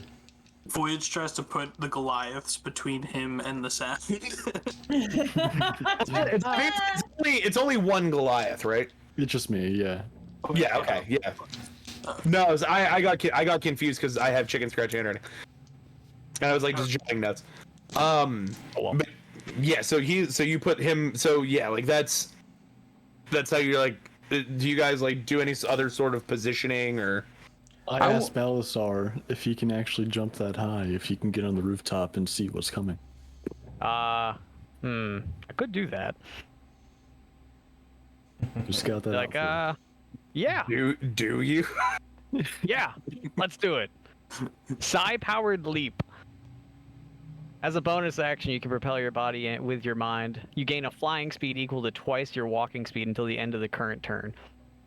Jesus. So, yeah, I get 60 yeah, feet. you can get there. I jump to the highest peak. Yeah. So you jump to the like a building that's kind of like situated. It's a pretty tall one, compared to the other ones around.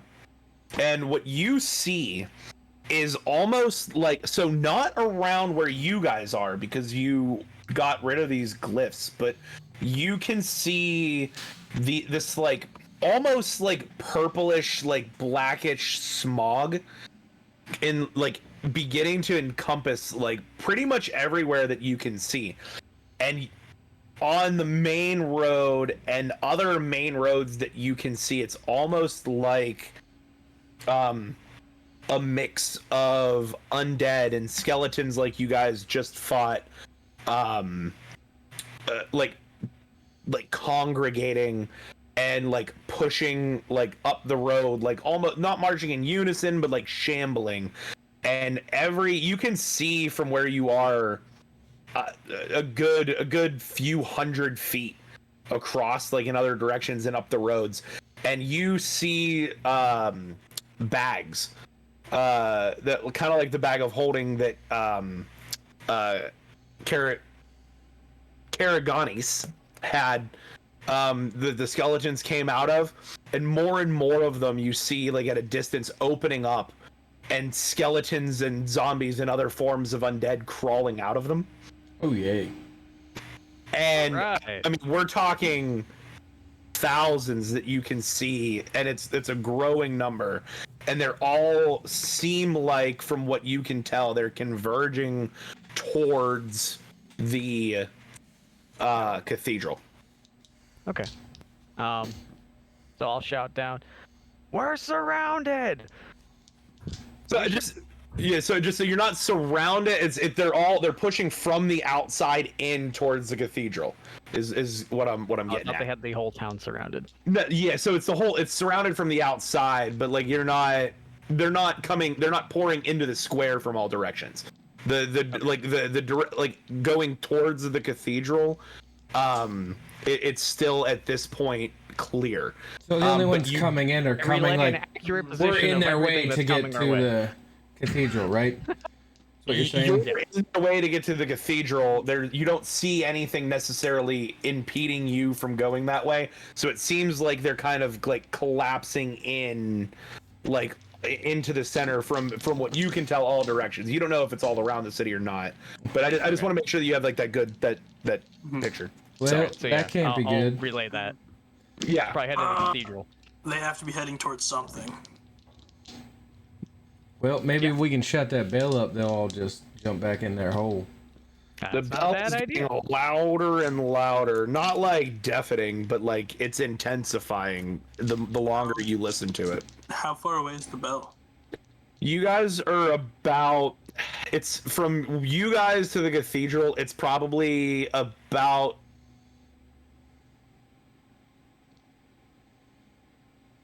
like give or take 500 yards.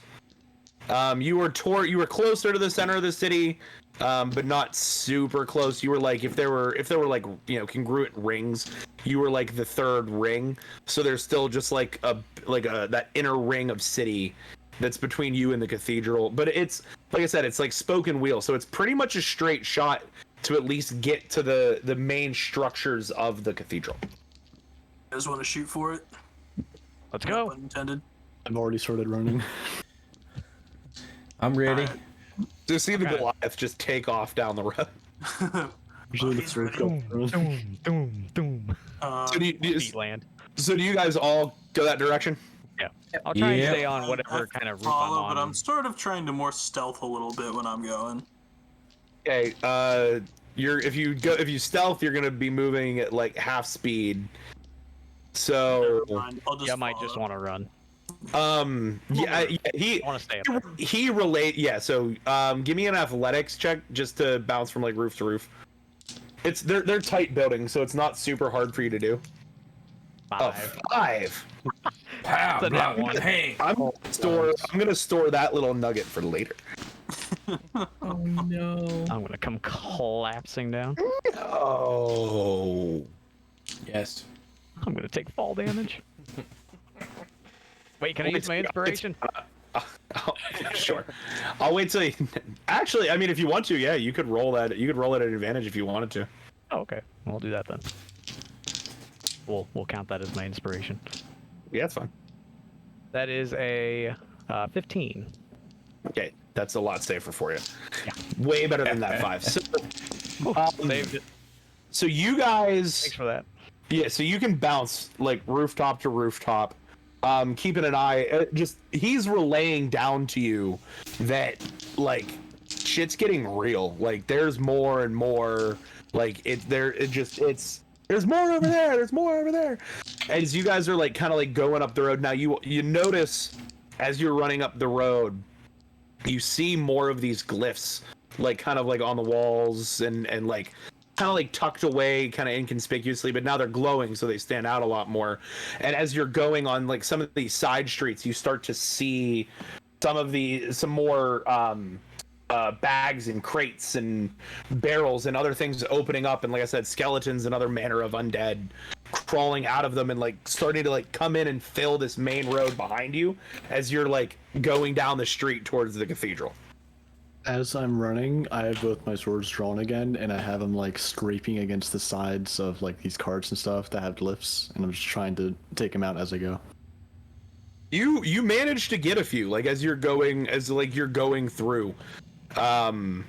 You're kind of like it's a pretty wide road, so you're kind of just like zigzagging almost, like you're just like serpentining and like just hitting the ones that are obvious to you, but you manage to get a few.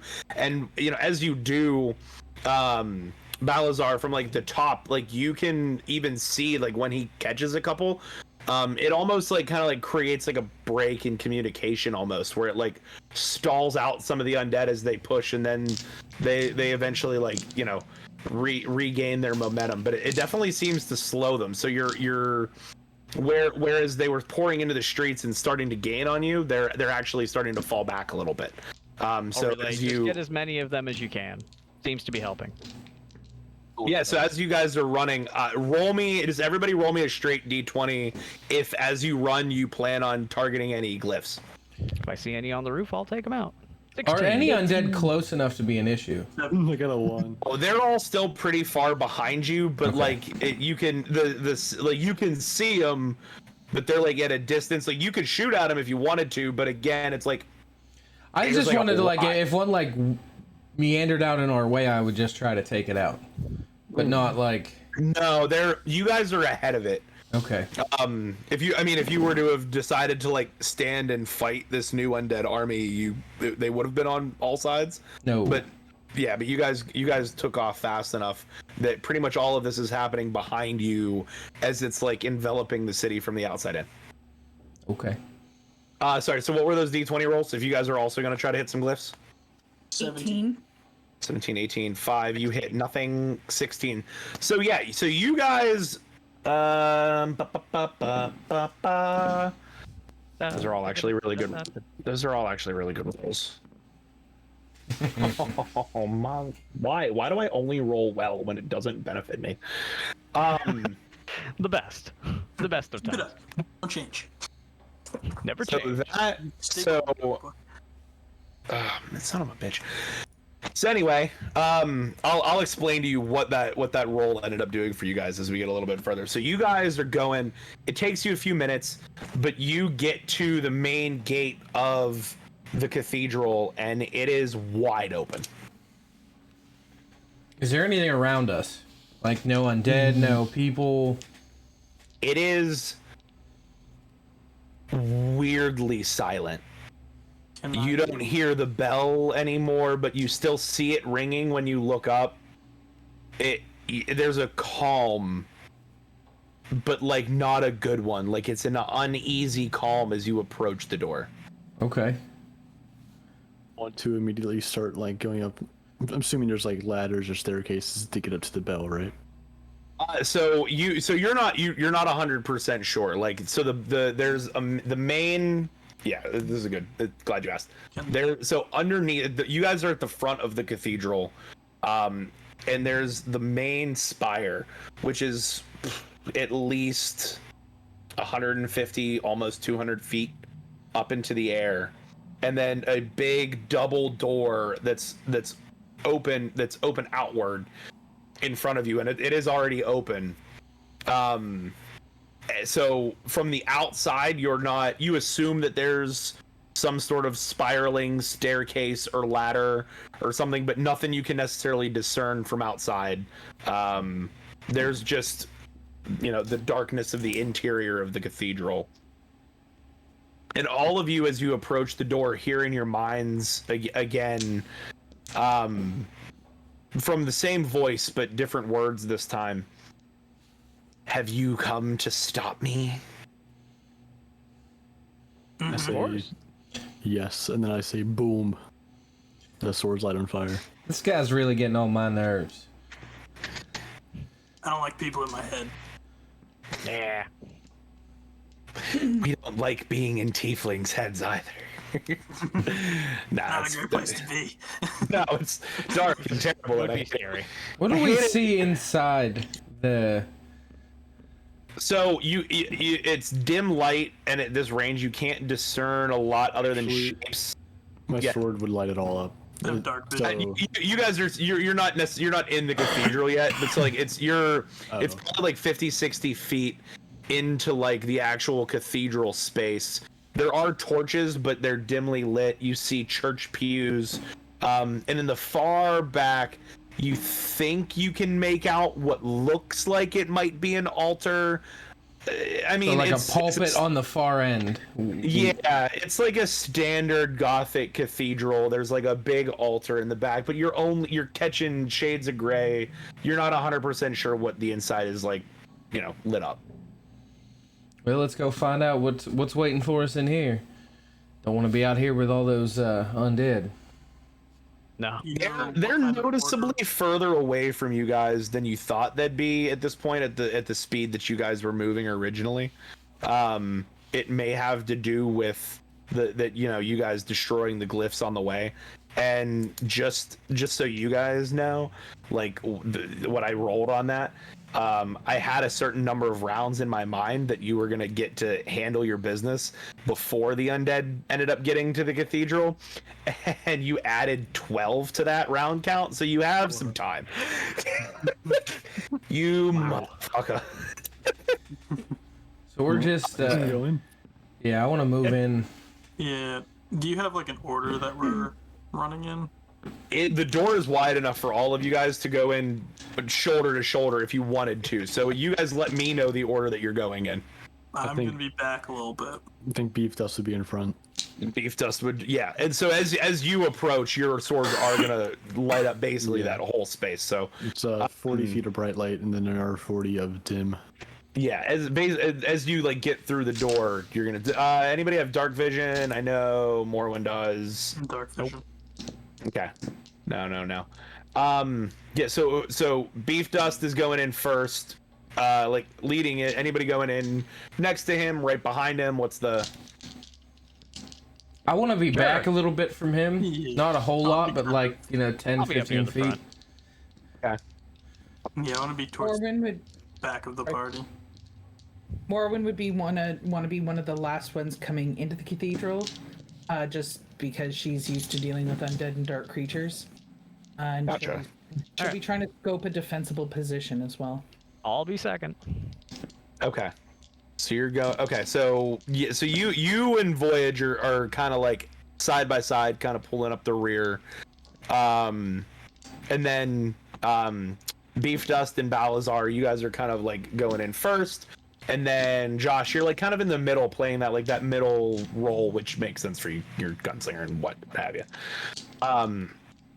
So you as you guys go in, the room lights up from Beef Dust's swords, and you can see this cathedral like you would normally picture, but it is covered in these glyphs, and you are getting this strong feeling of this magical aura that is just emanating, and like it's very clear, if it wasn't before, it's very clear that this is like the root of all of this.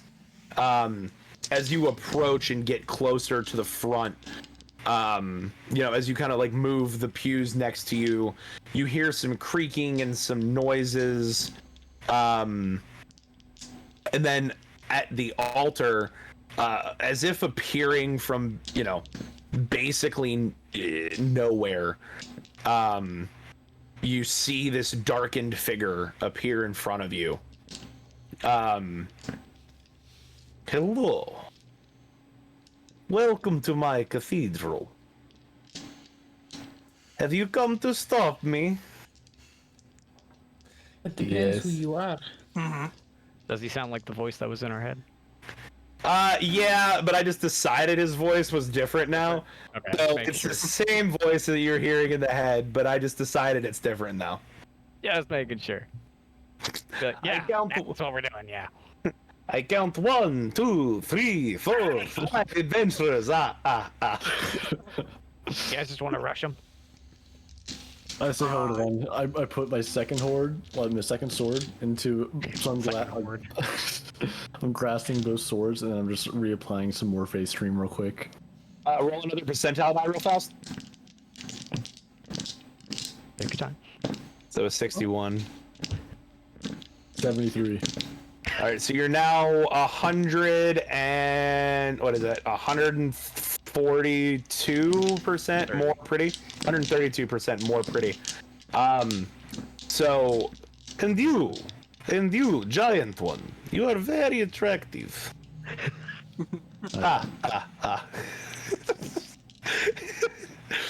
You count weird. Yes. So how far are we from this guy? Probably like 40 feet right now. He's all the way up at the altar, and it's a pretty long cathedral. Say as you guys come in, he's like talking as you guys are kind of there.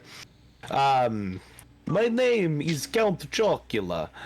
I would very much like to just overrun this town with undead and take it for myself.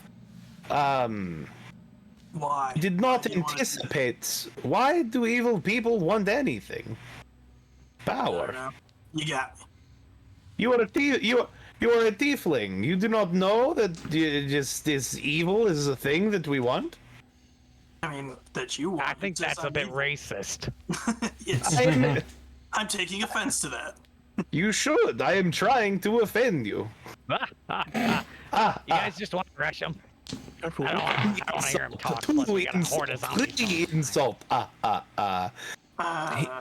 He waves his hand. And there's like he like waves his hand, and you see kind of like this dark aura come off of it, and the room itself like pulses, like they were glowing before, and you kind of see it like pulse in a wave, and you hear underneath, like several floors down, but it's echoing up. You hear underneath like stone slabs falling on the ground, or just as like you hear sliding of stone and slabs falling on the ground and bangs. Pretty safe to assume that there's like crypts opening. All right. Yeah, I'm in agreement. I think he needs to go. Sort of briskly and like in a swagger Shoot 'em. way and start walking up towards him. Yeah, so I mean you guys are still in your walking order, but give me some initiative rolls. 11. Ooh, nice. Fine. Morwen had wait, hold on, let me cross these out. Morwen, you had an 18? Yes, sir. Just rattle them off as you rattle them 11. off. 22.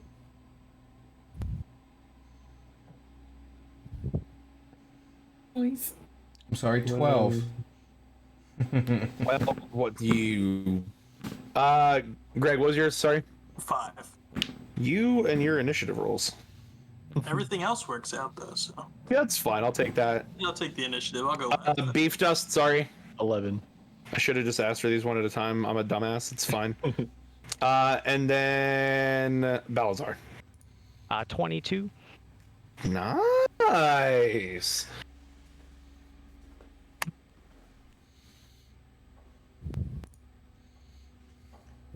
It's a 5. It's a 5. Welcome It's- to my world. Greg, what's your dex? 11.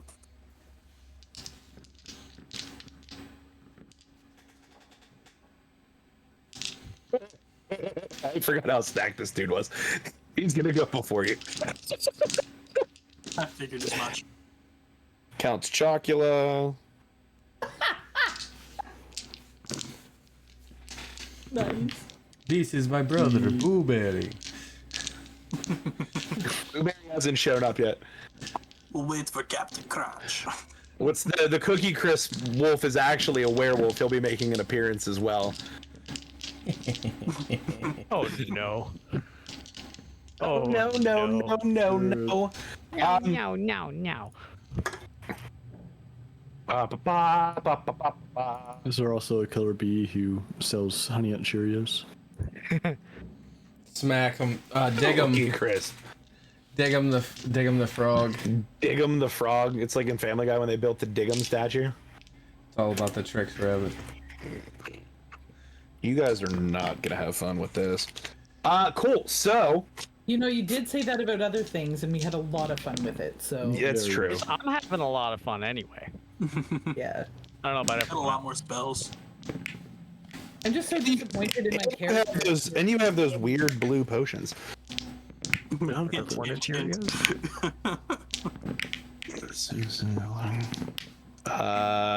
Cool. So first, okay, so you guys come in. Like I said, he waves his hand. All of that happens. First up is Balazar. All right. So since nothing says I can't use 2 psionic dice in a row, Not one of those rules. nope. Apparently it doesn't exist. So he's going to use that psi-powered leap again. All right. 60 feet. He's going to jump right behind this guy. Yeah, I mean it's a huge ceiling, so like you can clear this easy. So he's going to jump right behind this guy. And he's going to turn around and attack him. Okay. So we're rolling. That's a 17 plus 9. I don't know what that is. 26. 26. 26. That is a hit. Okay. And we are going to pump a psionic energy into this. So he takes a d10 plus 5 because this is 2 hands. So bam. So that's 9 damage from that, and then a d8 psionic damage, and that's 8 plus 5, so 23. 23. Okay.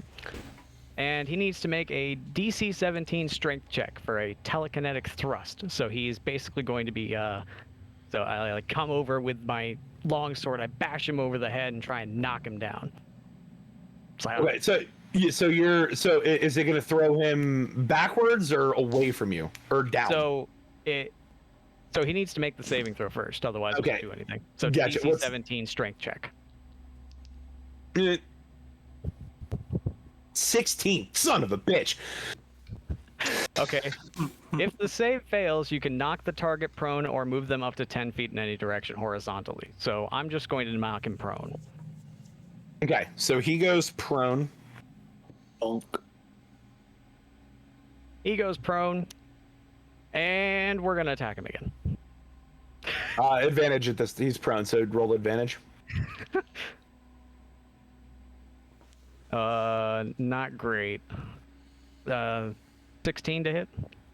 That is a miss. So you hit him with you jump behind him, like you disappear into the darkness up above in the cathedral and like land behind him, and he expected you guys to be just like normal ass mortals that like weren't gonna do crazy shit like that.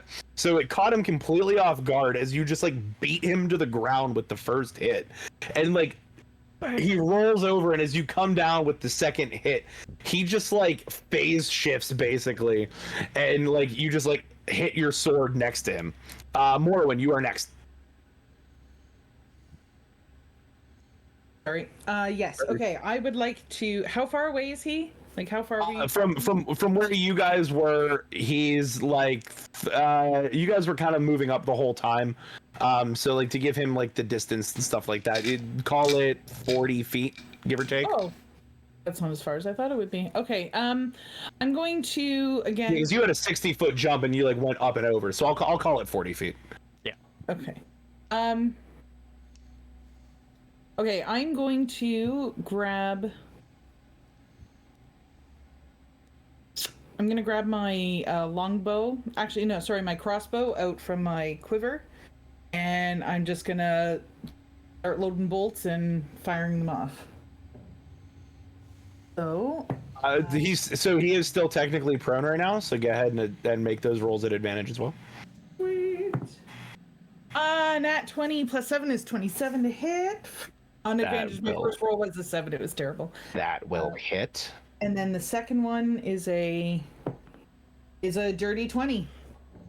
That That will also hit. Aha. Okay, so 5 points and 8 points is 13 points of piercing damage. Total. 13? Total shots. Yeah. All right. Dick, Do you move up at all, or do you stay? Do you stay at that distance, or do you because you didn't use your movement? No, I'm gonna move 15 feet. Okay, so you're about 25 feet away now. Next up is who had the 12? Josh. You had the Yes. 12. You are up. All right, I am going to.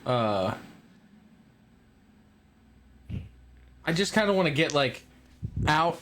Like, how much room is in between? Can I like flank out between the pews a little bit? Yeah. So there's about 20 feet.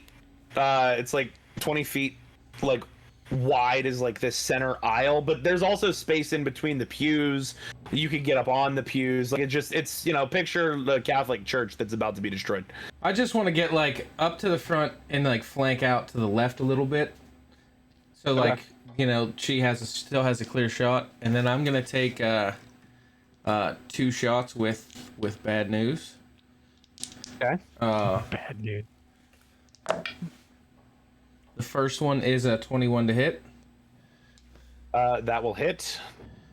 Let's see, damage for that is 13 damage. The second one is a 27 to hit. 27 hits. And that is 11 damage. Piercing damage. So I just want to like get up front and just bam, reload, bam. How far off to the left are you? I just want to get like 5 or 10 feet just so that I'm clear of the aisle a little bit. Okay. He is going to use his poise action or his poise reaction to avoid being hit by the second one. Okay. So you fire one and it hits, and he feels it, and he looks, still laying on the ground, looks over at you like quickly and menacingly, and as you fire the second one, he catches it in his teeth and he says, not today. You remind me of a friend of mine. Yeah, I'm not trying to copy his voice, it's just happening. No, not today.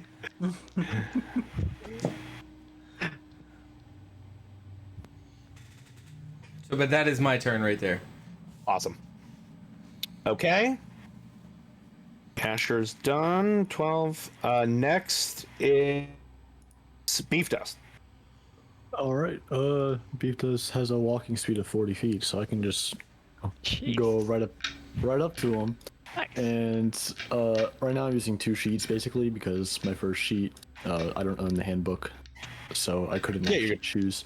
So mine is a totem barbarian, so he has aspect of the beast, which is bear. Also gives him a second attack, so I realized this entire time I haven't been using my second attack. But anyways, I'm just gonna hit him with my 2 flame swords, probably 4 times. All right, swing. He is still. So yeah, roll at advantage. He's still on the ground. Oh, Yeah, so you can roll all these at advantage. Also, criticals do 3 times damage. With the totem. Of the bear. Ooh, yes. Sorry, it just takes so long to roll and. Oh yeah, that's all right. Oh, no, you're good, man. Fighter. No, it's letting me read all of the many. It's letting me like remember all of the many things that vampires can do that I'm about to do to you. Go faster. I'm getting some good rolls though.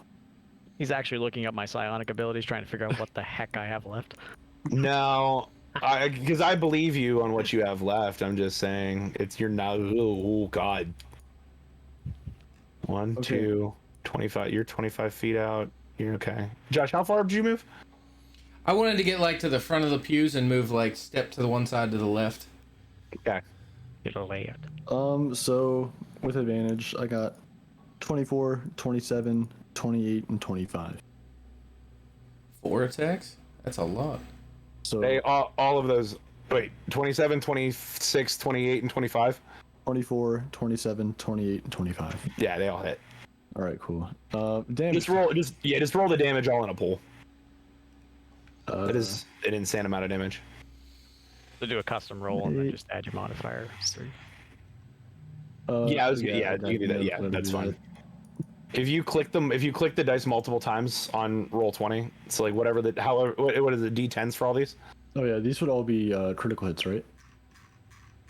Are they all landing as criticals, or did you roll them as? Sorry, did I miss something about an ability? No, I'm just really bad at D&D. No, sometimes. no, you're no. No, you're good. No, these are all just regular hits. So what exactly classifies as a crit? Is it If just you roll Natural 20. 20. if you roll an actual 20? Okay. Yeah. Then yeah, none of these are crits. So 1d6, I have to roll 4 of those. So 11 total, plus the 20 because I have a +5 to those, and then 2d6 for the fire damage. Which is Like 1, 2, 3, 4, 5, 6, 8. hurt. It's hurt. This hurts. 11, 20, 27. So I did 58 damage. Holy cow. Was it 58? 58. 5 and an 8? Yes. Thank God the hit points on these dudes are insane. Cool. So you come up and just smack away with him at these swords. And he is so unhappy. So he's gonna take one of his legendary actions. And he's going to use he's using all 3 of his legendary actions for this turn. And using the absorb life ability. So I need all of you to make a DC 23. Everybody but Greg, actually. Make a DC 23 dexterity saving throw, please. Oh, I can't pass that anyway. 13. Yeah, it'd be 6. physically impossible for me to pass that. It's physically not possible to do this. 25. Okay, Oh, so I got you +1 pass. to my dex. I got +10 a. to my deck save. Holy cow. Oh yeah, that's crazy. I've been there before, but holy cow. I have a 25 as Level well, but I 10. only have a +6. I rolled a 19. Nice. Solid. Okay, so you two are gonna take half damage of this. Okay. 1, 2, 3, 4, 5, 6, 7, 8, 9, 10 D4s. D6s. Ah, boo. So 31. So anybody that failed, other than Greg, who was out of range. So the 2 of you guys that failed take 31 damage. Is this psychic? Oh, I'm also in rage right now, by the way. You would have to use a bonus action to rage. Oh, okay. Oh, I Never mind would then. like to I'll do it rage. next one. So 31, you said? Right. Yep, 31. It's necrotic damage. I'm assuming none of you guys have resistance to necrotic, except for yeah. So 31 damage and then half to you other guys. So that's 16. 62 plus a 90. He regains 98 hit points. Oof. Wow. Well, All of that work for nothing. Well, I mean, that is all 3 of his legendary actions. Also, your guys' maximum hit points are reduced by that amount until you have greater restoration cast on you. Oh, sweet. It's a one shot. Not Yeah, exactly. That's why I use it. So that's irrelevant. I'm just like letting you know that he's horrifying. Good to know I can't heal past that point. True, we do have those extra. Well, we have those. Yeah, you don't know what those do. So remember for I all told of those, yeah, they are some sort. They heal. There's some sort of mega healing potion. I was about to say I had second wind, and I can't use that. I also want to point out, so earlier I amplified my blood curses. I forgot to tell you that I have to take damage for them, so I did roll those and take them off. Okay, awesome. Thank you. In case there's any rules lawyers in the chats, we're like, she didn't. I did. Shut up. No one said it. I am the rules lawyer, and there are no rules. There's some rules, but not that many. There are a few rules. There are some rules. So that was his legendary actions, and then for his action, he is going to use, because it is his turn, for his action. So legendary action at the end of your turn, and now it's his turn. And for his action, he is going to use Children of the Night and summon 4d6 rats, giant rats. Worth Giant noting. rats. Oh no. The rodents of unusual size. 1, 2. This is insane. 4. This D6 is being burned. So out of 4d6, he summons 5 giant rats that are going to arrive in son of a 4 turns. Turns, they'll be dead. No. And that is Yeah, I didn't use counterspell. and that so he stands up and just says enough. Wait, no, enough. And just like pulls his hands in as all of you that are close to him feel the life force drain a little bit from you. And then a boom goes out. Come, my children, come take care of these pests. And you hear like scurrying on the rooftop of the cathedral. Greg, it's now your turn. Well, I'm not all about this. I'm gonna cast Immolation at 5th level. Okay. So he has to make a Dexterity saving throw, and it has to be better than 17. Not a fail. Fail. All right. So he takes 8d6 fire damage. Ooh. Nice. And then and then now that he failed, he's also going to be burning for the spell's duration, which is 1 minute. And he takes 46 damage on each failed save he takes going forward. 4d6 or 46? 4d6. Okay. So just do me a favor, keep track of that damage for me. Just remember, just like know that he's currently on fire. So let me know how much damage I'm taking right now, but then like keep track until it goes away once I save. So so if you have to do a dexterity saving throw each time, each one of his turns. And if he passes it, then it goes away. If he doesn't pass it, he takes 46 damage. Okay. What's that original 86 I'm taking? We're doing 8d6. 30 even. Making sure I don't have fire resistance I didn't remember about. Okay, I don't. Damn. 30 even? Cool. Yep. Okay, you guys are basically back to positive of damaging him now. Basically, are back to positive. Fantastic. No, that 58 damage that Aiden did, he didn't like that one. I wasn't planning on doing that, but you guys had like 30% of his hit points. Yeah, I did 4 attacks and I wasn't supposed to. I I'm was supposed to only do also- 3. It's fine. Still my turn, right? Still your turn. So You have movement, bonus actions, quickens, whatever you want to do. So we're gonna bonus action, and as you said, quickened. I'm gonna use 2 sorcery points to cast. Let's do Hellish Rebuke. So it's gonna be 3d10 if he fails a saving throw, also 17. Doesn't he have to do damage to you to use Hellish Rebuke? Isn't Hellish Rebuke a reaction, not a bonus action? That is a mistake. You are correct. I can't do that. Sorry. So he did do damage to you, but that was before. No, he didn't do No, damage. he hasn't damaged him yet. No. If you want to count his minion, but I'm not. No, Oh, we're not the minion. I thought he was engulfed in our. No, he was the only one still outside of it because he hadn't gone yet. It's just it was I was waiting to use my legendary actions till you were all close enough, but All right, then we're just might as going well. to firebolt him. okay. And we're going to do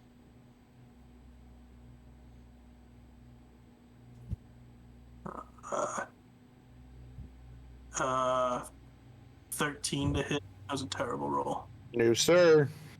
You launch a firebolt at him and he just smacks it away. One firebolt.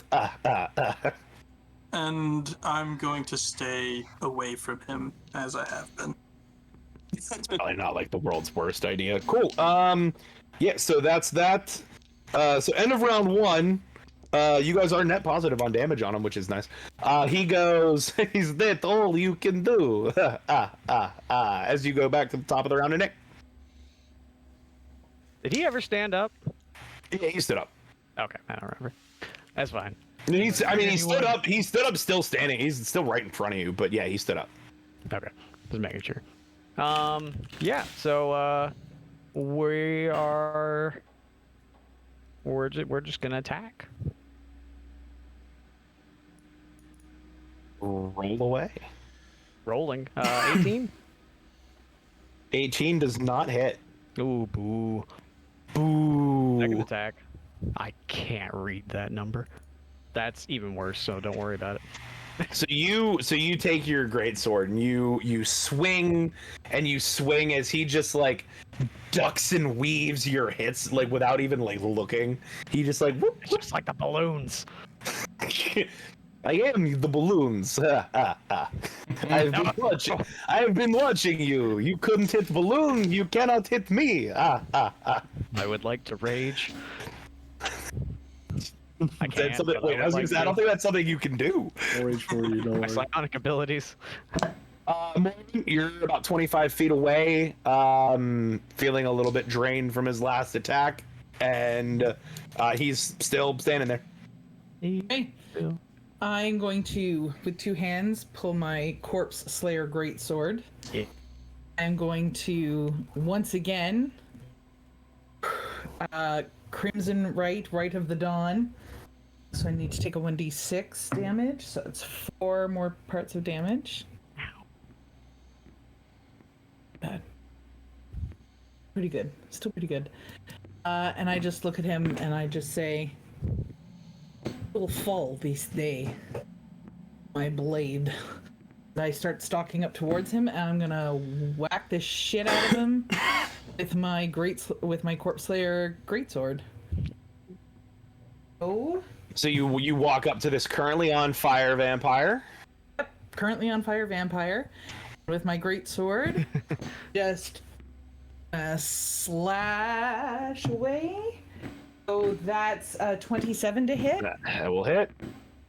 And I'll do my second. Do you want me to the damage now, or just do both hits for both my attacks? Roll both attacks and then just roll the damage at one time. And that's a 28 to hit. Also a hit. Anybody who's wondering about my fabulous dice, you are wizards. Gemstone dice. They roll beautifully. Thank you. You are wizards. Please Yeah, you sponsor are rolling really well. it. Okay, Can't see so it. That's all right. I get 2d6 plus 6 on each of those. He's technically undead, is that correct? He is undead. Fantastic. Okay, because it's a Corpse Slayer Greatsword, it deals extra damage. So 2d6. It's like she knew it was That's coming. So 9 plus 6 is 15. thank you 15. So you can't do math. 15 on the first hit plus the d8. Extra damage is another 7, so 15 and 7 is 22. The first Okay. hit. And my I'll do the Crimson right after. And the second one is 6 plus 6 is 12. Plus another 7 is another 19 points. That's all slashing damage. And then with my Crimson Right, I get another 2d6 on each hit of Radiant. Fantastic. So Love it. Love everything about it. it's another 13 points of Radiant damage. And And I am now And I am now resistant to necrotic damage, and my weapon sheds bright light out to a radius of 20 feet. cool. what is this? And okay. And probably Just something putting else. that out there. Is that it? Is that all? For now, on this turn. And So you walk up and just beat the shit out of him with your sword. Like he oh no. there was an and wasn't there? That was another one, yeah. So I have the slasher feat. Once per turn, when you hit a creature with an attack that deals slashing damage, you can reduce the speed of the target by 10 feet until the start of my next turn. Just walking speed, or does that include fly speeds? It just says reduce the speed of the target. So I would say that that's all the speed. I would also agree that's all the speeds. Unfortunately for you guys, I have an 80 feet fly speed, but that's fine. It's fine. And everybody root for me to have a critical hit with slashing damage on this guy, because then I get even more stuff. No. Are you telling me you don't track this guy too? Oh, Blood Hunter. You don't also track me, or Oh, and props to @Cipher for suggesting the slasher feat for me. So thank you, I Cipher. did not know if it's yeah, screw you, Kevin. That brings us to Josh. Asher, you're up. You're on deck. So I'm just gonna kind of throw bad news on my back and draw Raven's Kiss, my pepper box, and fire 2 shots. Okay. Not one. There's a lot of stuff going on right around him. That is a 23 and a 26 to hit. Those both hit. That is. He has an AC 20. You guys are rolling too good. I don't have shield as one of my 8 billion things to roll. I have like 12 spells, and I don't have shield as one of them. 8, 9, you said you don't? 17, Don't. 11. I've used it already. You guys That are beating the is- hell out of them. 28 points of magical piercing and radiant damage. As I just fire 2 shots. Just So you- center mass.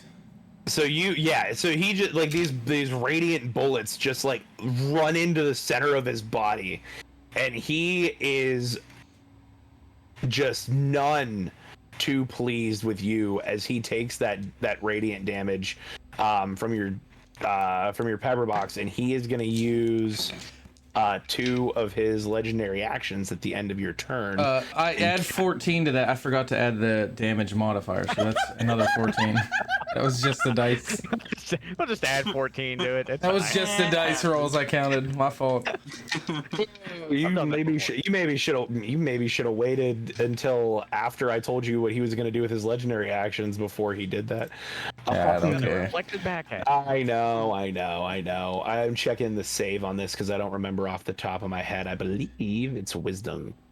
Oh, so yeah. he looks at you after taking 40 something damage, and he's gonna use his 2 legendary actions 45. to cast Dominate Person. Oh, yeah. Oh. Okay, so I'm that's a gonna wisdom counterspell save? that. Is a DC 23 Wisdom save, please. Yeah. Can I Josh. counterspell that? You are in range to counterspell. Yeah. Alright, so if it's 3rd level or lower, it doesn't work. If it's 4th level or higher, then I have to make a charisma check. It's 5th level, so you are gonna have to make your check. Okay. You can also upcast it, And I think. it's 9. Too late. Yeah. Could have upcast, but I respect saving the 5th level spell slots. So I gotta Oh, make we a got one nat. more. Oh, I do too. I'm just saying. I gotta make a nat 20 to save here, is what you're telling me. That is what I'm telling you. Can do Dice it. gods be in your favor. Melinda. Natural 1. 19. Oh man, I don't even know what to do with that nat 1. Oh, Send it I in almost the want to chat. just give you another action all of a sudden. Oh, yeah. Oh no. I think I already used my action surge, people. Yeah, you already used your action surge. We just get a quick short rest in, and some of us can recover a few things. You don't want me taking You a know- short rest. I'm gonna use Okay. just for shits and giggles. I have Indomitable, but you can re-roll a saving throw that you fail and must use the new roll. You can't get any worse than the nat 1 on a dominate person spell. So I mean, yeah, this would be the time. Wow. I can do that too. That's a nat 1. Double nat 1. Snake eyes. Right, it was meant to be. Chat, spam botched rolls. I got it. Get fucked. Ah! Give him a few seconds. You deserve this. I do deserve this. Ooh. Doesn't making sure I remember any weird caveats to dominate person. Yeah, you can do whatever, basically Doesn't work whatever on you. Josh's character. Yeah. Nice.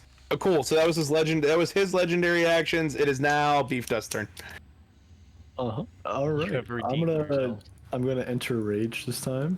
So bonus action rage. Say it right. Just for Balasar. And then I'm going to do 2 attacks on him with my swords. Okay. Also doing reckless, by the way. Got it. So this would be actually I have to roll it for advantage. Right. So 25 Hits. and a 25. So Also 25. hits. Yep. And those- then should I just pull up the damage? just roll damage. All right, cool. Roll it all at one time. So that would be You can roll the fire damage at the same time too. Between his like weird damage resistances, and it's all stack it. And the only thing that radiant is something he's not like a big fan of. 20 plus 10, so 30 damage. Also, Casual wait, 30 damage. You while we're in rage, just like you guys aren't like he's feeling this. Like you guys aren't not hitting him. so I I get a won't say he's bloodied yet. plus 3 melee damage as well. So do I just add 6? Yeah. Yep. So 36 total. Yeah. That's it. So you're still standing there. Just you like fly into this fit of rage, and just bring your swords across his body, and he's just like lets out this like, no, you are hurting me. Oh no! Oh no, I've gotten dirty. No, it's homage to Keith. Oh no! You have hit me with 1, 2 swords. I'm only I call him Count Chocula because I'm less scared of them coming after us for copyright infringement as opposed to Sesame Street, who, as we know, have ruthless lawyers. So he is gonna. So you hit him with both of your swords. He's gonna use at the end of your turn. He's gonna use his last legendary action to move 30 feet up into the air. Can I make Right an attack above you guys. His movement with his legendary actions does not provoke attack of opportunity. Boo. Boo! Hiss! Oh no! The legendary action is just too strong. It's legendary. It's legendary. It's legend. Wait for it. Dairy. So he Lame. he goes 30 feet up into the air. That wasn't lame. That was awesome, and you know it. Oh, I'm not gonna do that to you guys. I would feel way too bad. No. What'd you? You guys have been having so much fun. I'm not casting Circle of Death at 7th level on all of you. Well, technically I'm his ally, so I would not be. Yeah, you're good. So he is going to from up upon high 30 feet in the air, use his turn and cast Greater Invisibility. No, he's not. It's gonna end his thing. That's up. I lie to you all around. He's gonna fly up and he's gonna concentrate on something else and fall to the ground. No, he has a fly speed. No, so he didn't cast fly. He has the fly that was the other speed. guy. Yeah, that was the other guy. That would have been. That would have been real funny. He is going to use Soul Drain on Beef Dust, who just slashed him. So he's gonna go up. What's your AC over there? 15. 15. That is a hit, but not by much. And that is going to do make a Constitution saving throw for me. DC 23. 26. Son of a bitch! All right, you're gonna take half. Oh, I'm sorry. So it was. I don't know the damage yet. I'm making sure that I do it right because I'm making sure you do it right. That if you succeed, because a couple of these, if you succeed, you take none. So,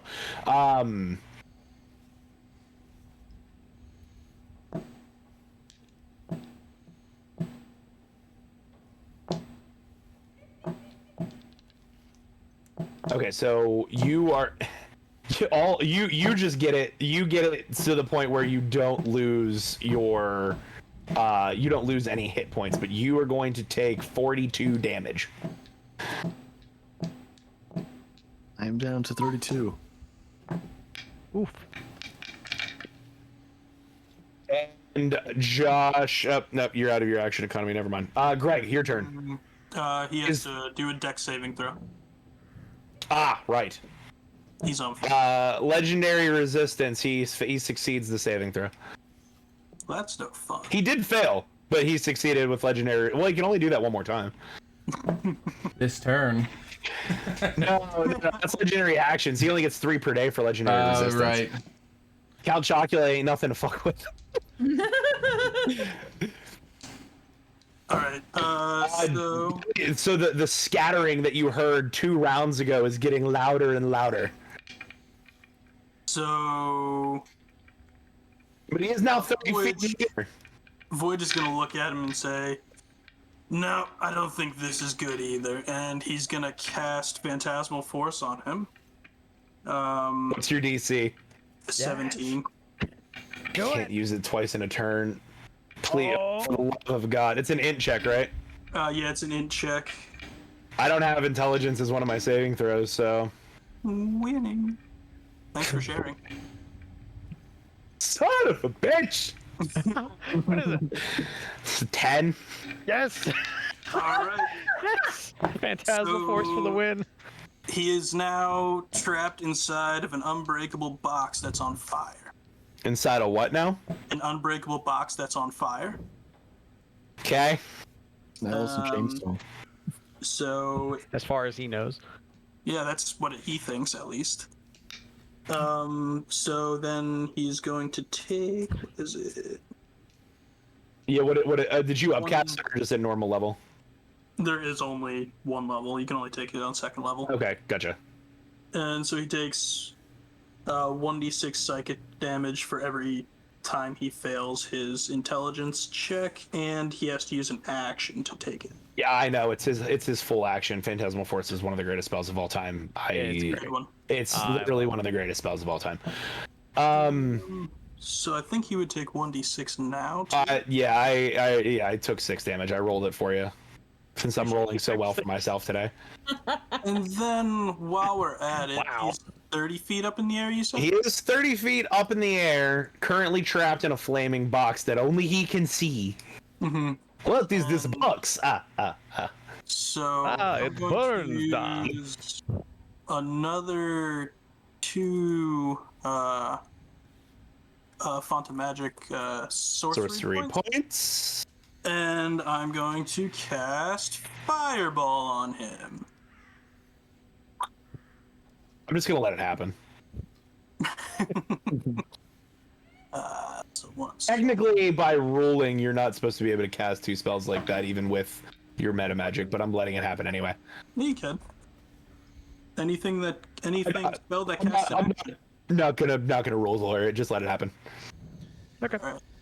Alright. We'll talk about it after. But even with meta magic, you can still only get 1 spell off, unless it's a bonus action spell. Cantrip. It's look D&D. Look, anybody watching, 5e did a really bad job of explaining that to sorcerers, like To everyone. to everyone. It should work. That's the whole point of meta magic, and that's the way I play my games. So that's why it's happening. Okay, cool. Well, I'm gonna cast the Fireball. Yeah, I'm sure you are. And... Yeah, it's kind of dumb. Yeah, that's the whole point of meta magic, to be able to do that. 35. 35. That's not. Is there any extra added onto that because of your bloodline? 5. It was 30 flat and then 5. Oh, got it. Gotcha. So 30, 90. So he's like writhing around, like trying to pat himself off, stuck in a flame box that only he can see. And as Voyage just like snaps his fingers again, and a fireball erupts, basically centered right on him. As it dissipates, you can kind of see him like still frantically trying to like pat himself out and get out of this box. Nick, it is back to the top of the order with you and Balazar. Oh boy. Morlin, you're on deck. As you see this 30-foot in the air writhing vampire that was all high and mighty 2 seconds ago. Yeah. Let's see here. Well, we could try the leap and knock him down thing like I was going to do earlier. That's short. Because the way it reads, is I get a fly speed. Yeah. So that would let me attack it normally, or no? No, yeah, I'll give it. Yeah, it gives you the way it reads. It's like you like jump up, like you jump. The way I think of it is like you get there quickly and then like hold it, can do whatever you want, and then you would come back. Yeah. So this is gonna hurt when I come back down, but I'm gonna overhand swing at him. I'll do my 2 attacks. Yep. Yeah. So you jump up. Roll roll the first one first. Then I'll. Yeah. That's It's fine. No. Yeah. You're good. Yeah. Because I want to see what happens on this first one. 18. So that's a miss. Yeah. That the first one is a miss. Okay. So the second attack is 20. That will hit. Yes. So he'll pump a second psionic energy to make this a psionic strike as well. So okay. I'm rolling a d10 and a d8. What's the save again on that? It's a 17 strength. Mob son of a bitch. Why? So that's 10 and 12 damage. 12 damage, and then what's your? So he failed. He failed the check. So are you sending him careening towards the ground? Yeah, it's you knock it prone. So the way that the way that I'm envisioning it, yeah. So the way that I'm envisioning it, is like you're using your psionic ability to like not so you hit, and then like the psionic pulse off of your attack pushes them to the ground. Well, he's up in the air. So he is going. So you guys see as Balazar leaps up and like floats in the air like Michael Jordan, and just comes down with his great sword, and this just like pulse of psychic energy, like emanates from the sword, and throws him. Count Chocula back to the ground. So I'm gonna take the 3d6 falling damage, and I'm adding 2 more d6 because it's with force. Ooh, so he's gonna take another 2. He's gonna take another 24 freaking damage. Take him out. Now he's laying prone on the ground. Why did you do that? As he takes his uses one of his he uses his legendary action to he's not going to do that because he still thinks he's trapped in a flaming box. You guys are really screwing with his mental stability. He's going to use 2 of his legendary actions to cast darkness. So 15-foot radius sphere around him is magical darkness. Can't see through it by non-magical light. Can't illuminate it. Is your sword considered magical light? Yeah. Well, yours are, but also I think Morrowind's sword is now radiating magical light. Yeah, I think so.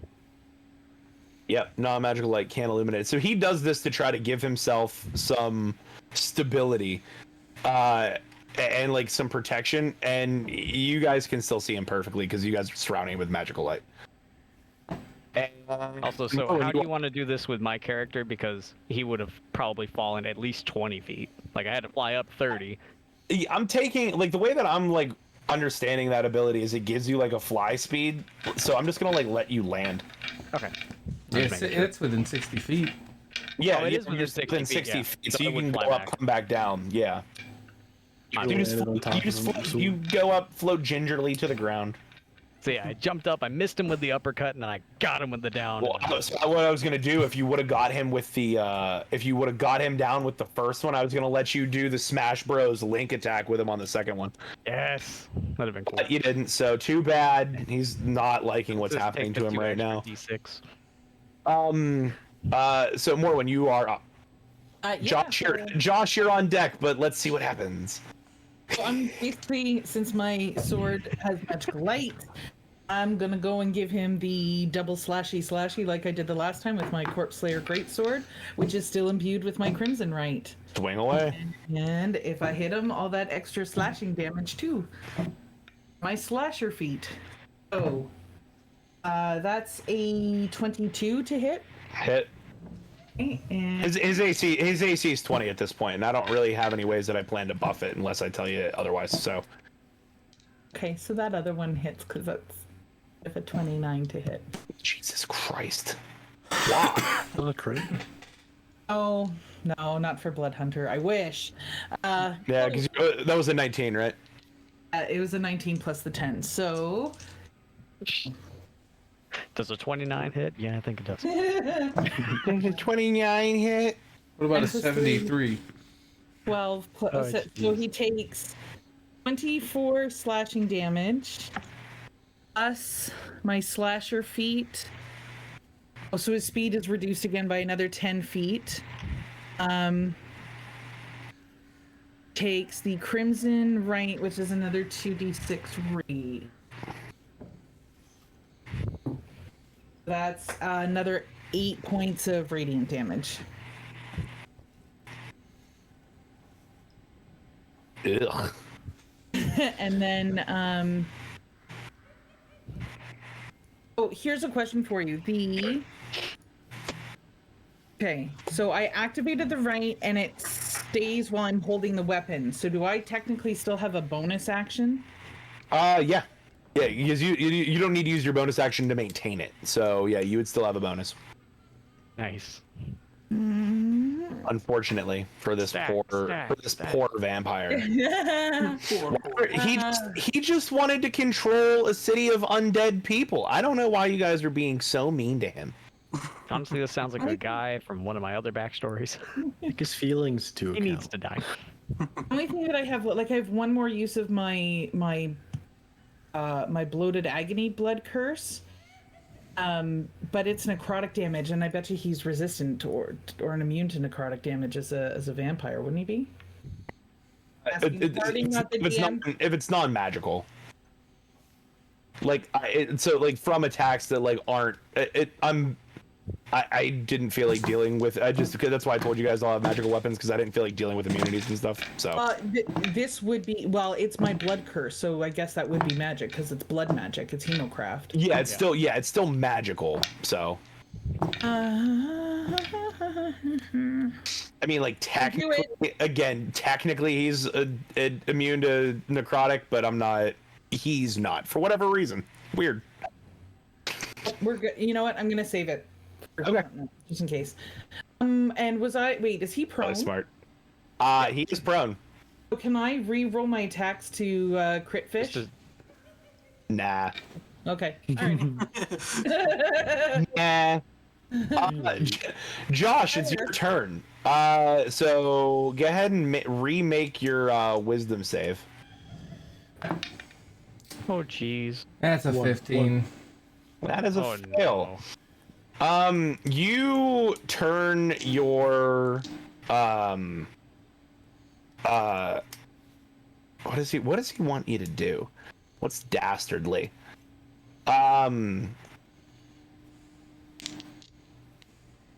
So you receive the command from him telepathically to attack that. You hear attack that creature directed at Voyage in the back.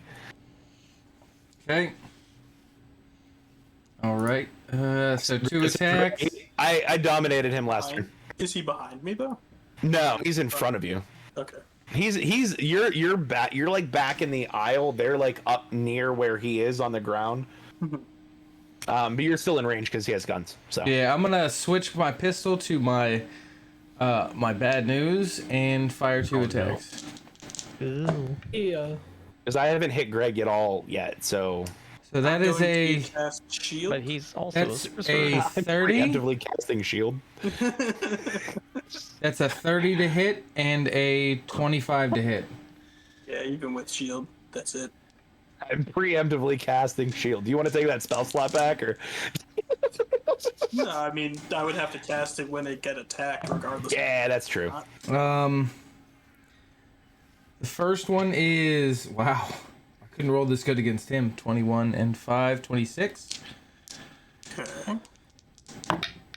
And the second one is not so good. 20 and 5, 25. So 26 and 25, so Yep. 51. Yes. Ow. Yeah, that hurt a lot. Because I don't know Sorcerers if you are guys squishy. know, but sorcerers are glass cannons. Been there, done that. So it is Beef Dust. You are up. He is prone in front of you. I mean, I'm in a rage, so I think I'm just gonna keep on smacking him. This time I have 3 attacks. Keep on smacking. Why? Uh, Why do you keep hitting me? I don't like your face. It's so A pretty. weird voice. I called you beautiful. Why? Why? Beauty hurts. That's an insult. Beauty is to in my the eye of the beholder. Would that cause a, because I'm his minion, would that cause a concentration check on Phantasmal Force? Okay, so 21, No. 21, 24. Oh wait, yeah, it would. Hold I'm on. gonna go, but No, good call. I'm just like, Hey, real quick, get Greg. Roll concentration. actually, wait, no, actually, it's not. It's half. It's 10 plus half damage. Is this Phantasmal That's like a Force 30 Let me make sure it's require? concentration. It does.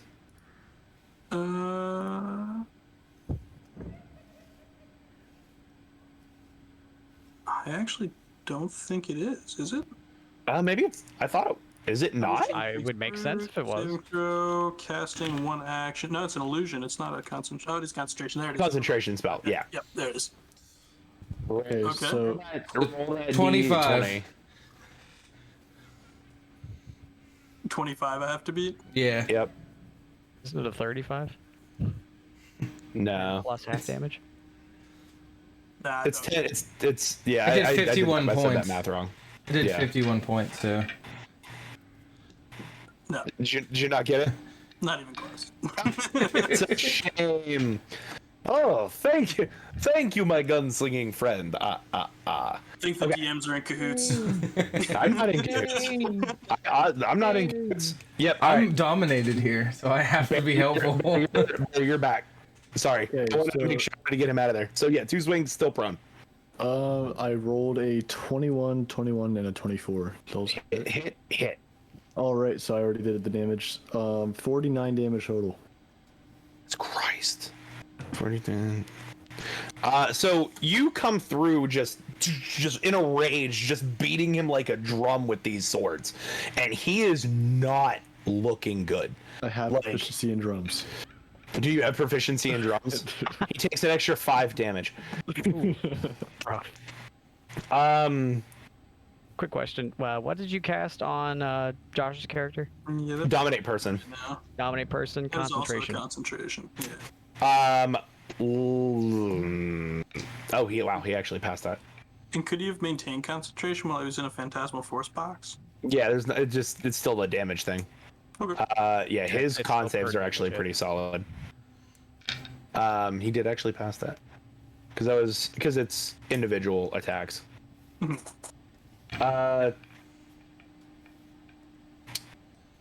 So this brings it to his turn. He stands up, looks at Josh, and he is going to use the Soul Drain ability. So that's a 15 hit. Josh, what is your Josh, what is your AC 17. Yeah, words are hard. Sorry. So that is a hit. So you're going to take 10d6 plus 7 necrotic damage. Please make a DC 23 Constitution saving throw. Natural 1. So I'm not gonna. Oh, that's 20d6. So you don't need to take that much damage. Spam the emote. Spam emo nat 1. What's your damage on here? So that's gonna be 35 plus 7. That is 42. That's exactly average. You're gonna take 42 damage. Okay. What does that up? Close my tab. What does that leave you at? 32. He is going to use his legendary action. My minion, you have failed me. Use his legendary actions to cast. He's going to use 2 of his legendary actions to cast a spell, and he is going to cast Power Word Kill at you. Okay. We are counter spelling that at 5th level. It is a 9th level spell, so roll well. Yeah, not gonna work, but it's worth a shot. What'd you roll? I'm rolling right now. Oh yeah, by the way, I forgot to add the 9 damage from my +3 melee damage from my rage. Of course. Counterspell, it's just my FYI. so it'd be a 19 or better ability check. So I rolled a 19. Did you actually? I did roll a 19. Caster takes ties. I rolled 14 plus 5 for my ability score. And the DC is 10 plus the spell slot. Caster takes ties. Josh dies. This is the only chance I have to kill him. No, it doesn't work.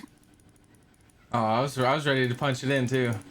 No, it doesn't work. All right, good night. So he goes to utter with his breath just this word of death. It's in some demonic language that none of you understand. And Voyage from the back goes, "Nuh-uh." Oh, no, you don't. Yo, Today. Not What was today. to the god of death? Not today. As Josh lives, and Dominate Person is actually broken on him. Nice. Because I attacked you, so. That is true. Just- yeah. So Dominate Person is now broken on him, and that's his full turn. Greg, your turn. He is not looking okay. He's not. No, sir. I did so much to him. Yeah, you are absolutely murdering him. All right. Like, he regains hit points every turn too, and is just not keeping up. So now I'm just gonna say, why not one more? And we're gonna fireball at 4th level. He is like in between 2 people that are like right on him. Is he now? You would even hit Josh, but you would probably kill Josh with that fireball. All right. Then in that case, Firebolt. yeah, that's where we're heading towards. I like it. We're I gonna like it a lot. firebolt it up. Roll it. And God, he's not looking okay.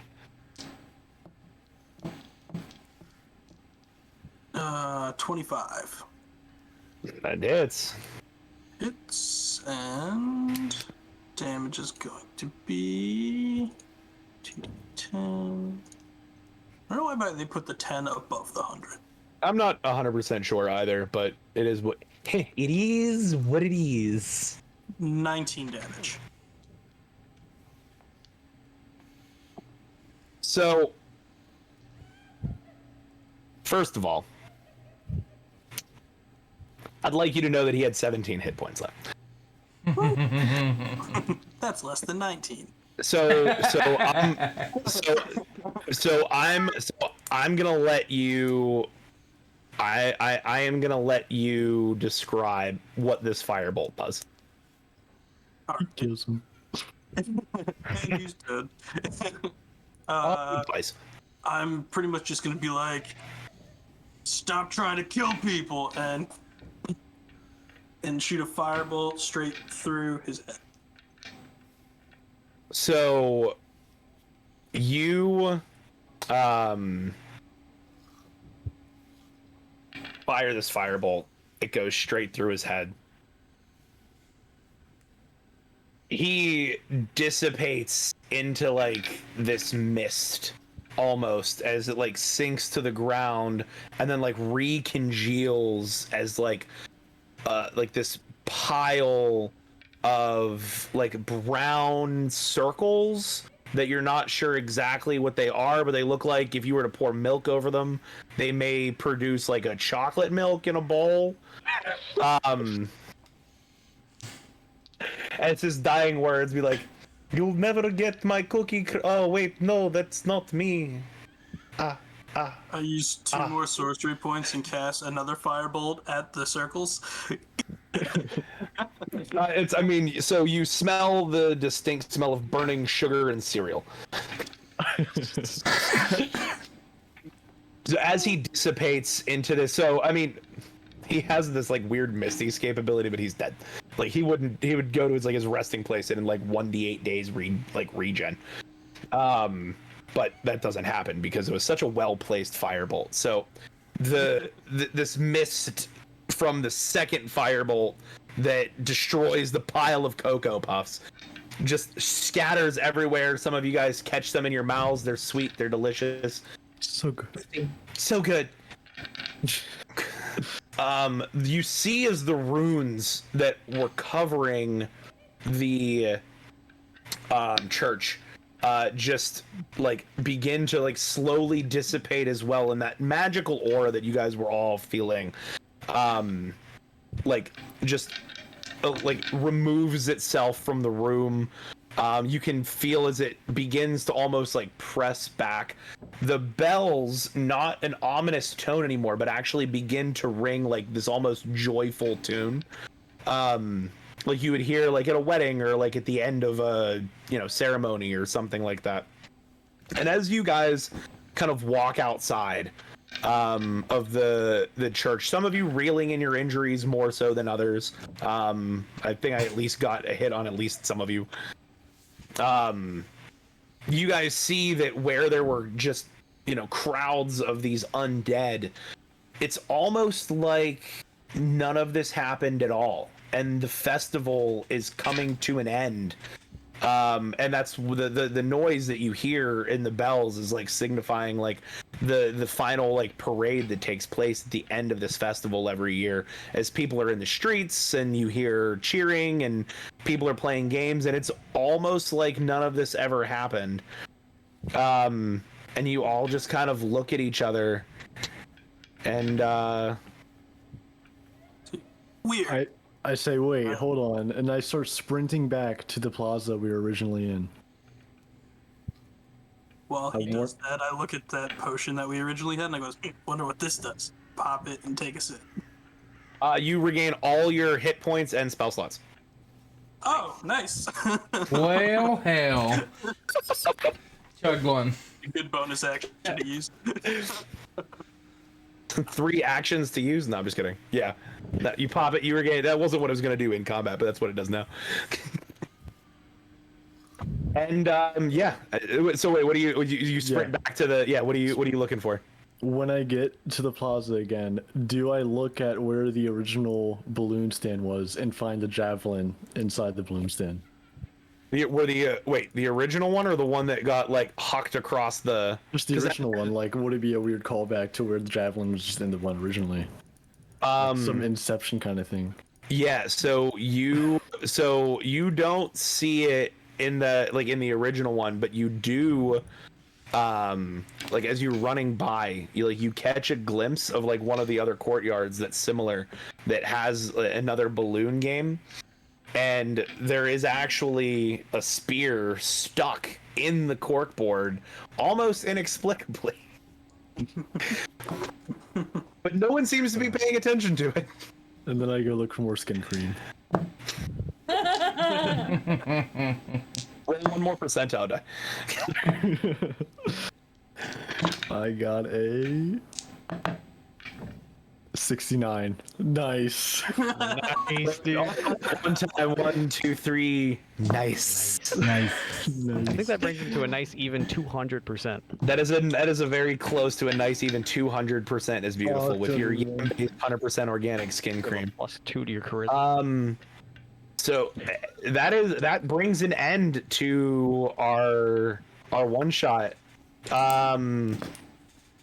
Cool.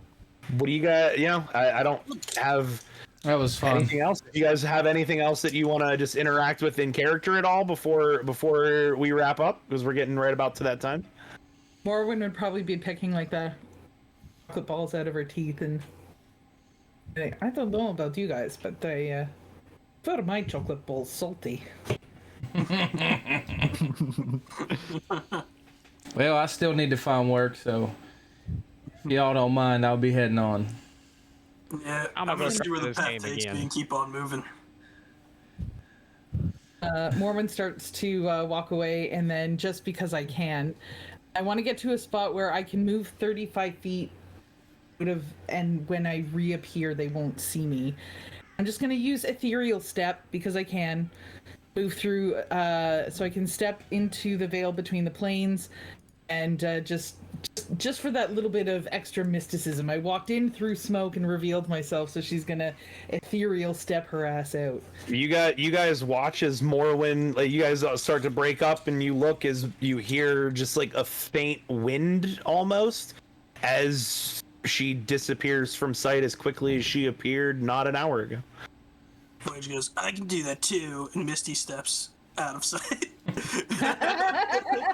I mean, I guess if we're splitting up. Sure, yeah, Balazar and Asher watch as like he disappears out of nowhere. You don't see him anymore as well. I'll turn to Asher. It's been fun. And then he launches himself into oblivion. just all the rest of your psi points just up and over the My mountain. other 2 side points, my other 4 side points, I just combined them all into one giant kick. There's You, like a crater on the ground. you go up and over the entire cathedral. Well, that was a hell of a day. And I just disappear into the crowd. That Quickly as they brings appeared. and that brings an end to the evil Tower of Evilton. That was fun. That was so much Very fun. good. Good time. Good time. So this is a, just so for you guys, this is a homebrew vampire lord that I found online. So I'm gonna post this the link to this character in the general chat in the Discord for anybody that wants to like use this to the fullest extent. I toned him back a little bit. It's actually a challenge rating 26. So he's intense, man. But I toned some of his abilities back to make it like reasonably fair, because a real vampire lord I think is only like challenge rating 15. So they even have like lair actions listed out. So yeah, anybody watching, will be this. If you join our Discord, this as well as a few other things that we've done tonight are going to be posted in that general chat. And Josh, anything for the people before we let them go? Yeah, just keep your eyes on the Discord. Like I said, Jake, who plays Leonard, has some news coming up on an upcoming giveaway. That is all in his hands right now. We want to thank Sword Coast Soundscapes again, and I want to thank our 4 lucky subs who got into the game. It was a blast, and if you want to have a chance to get in next month, get your sub in now, and we'll see you guys on Sunday. Thank you guys for being here. Much appreciated. Glad you had fun. Appreciate it. Thanks, That was everyone. great. Bye, guys. Is it Sunday yet? Are your potassium levels low?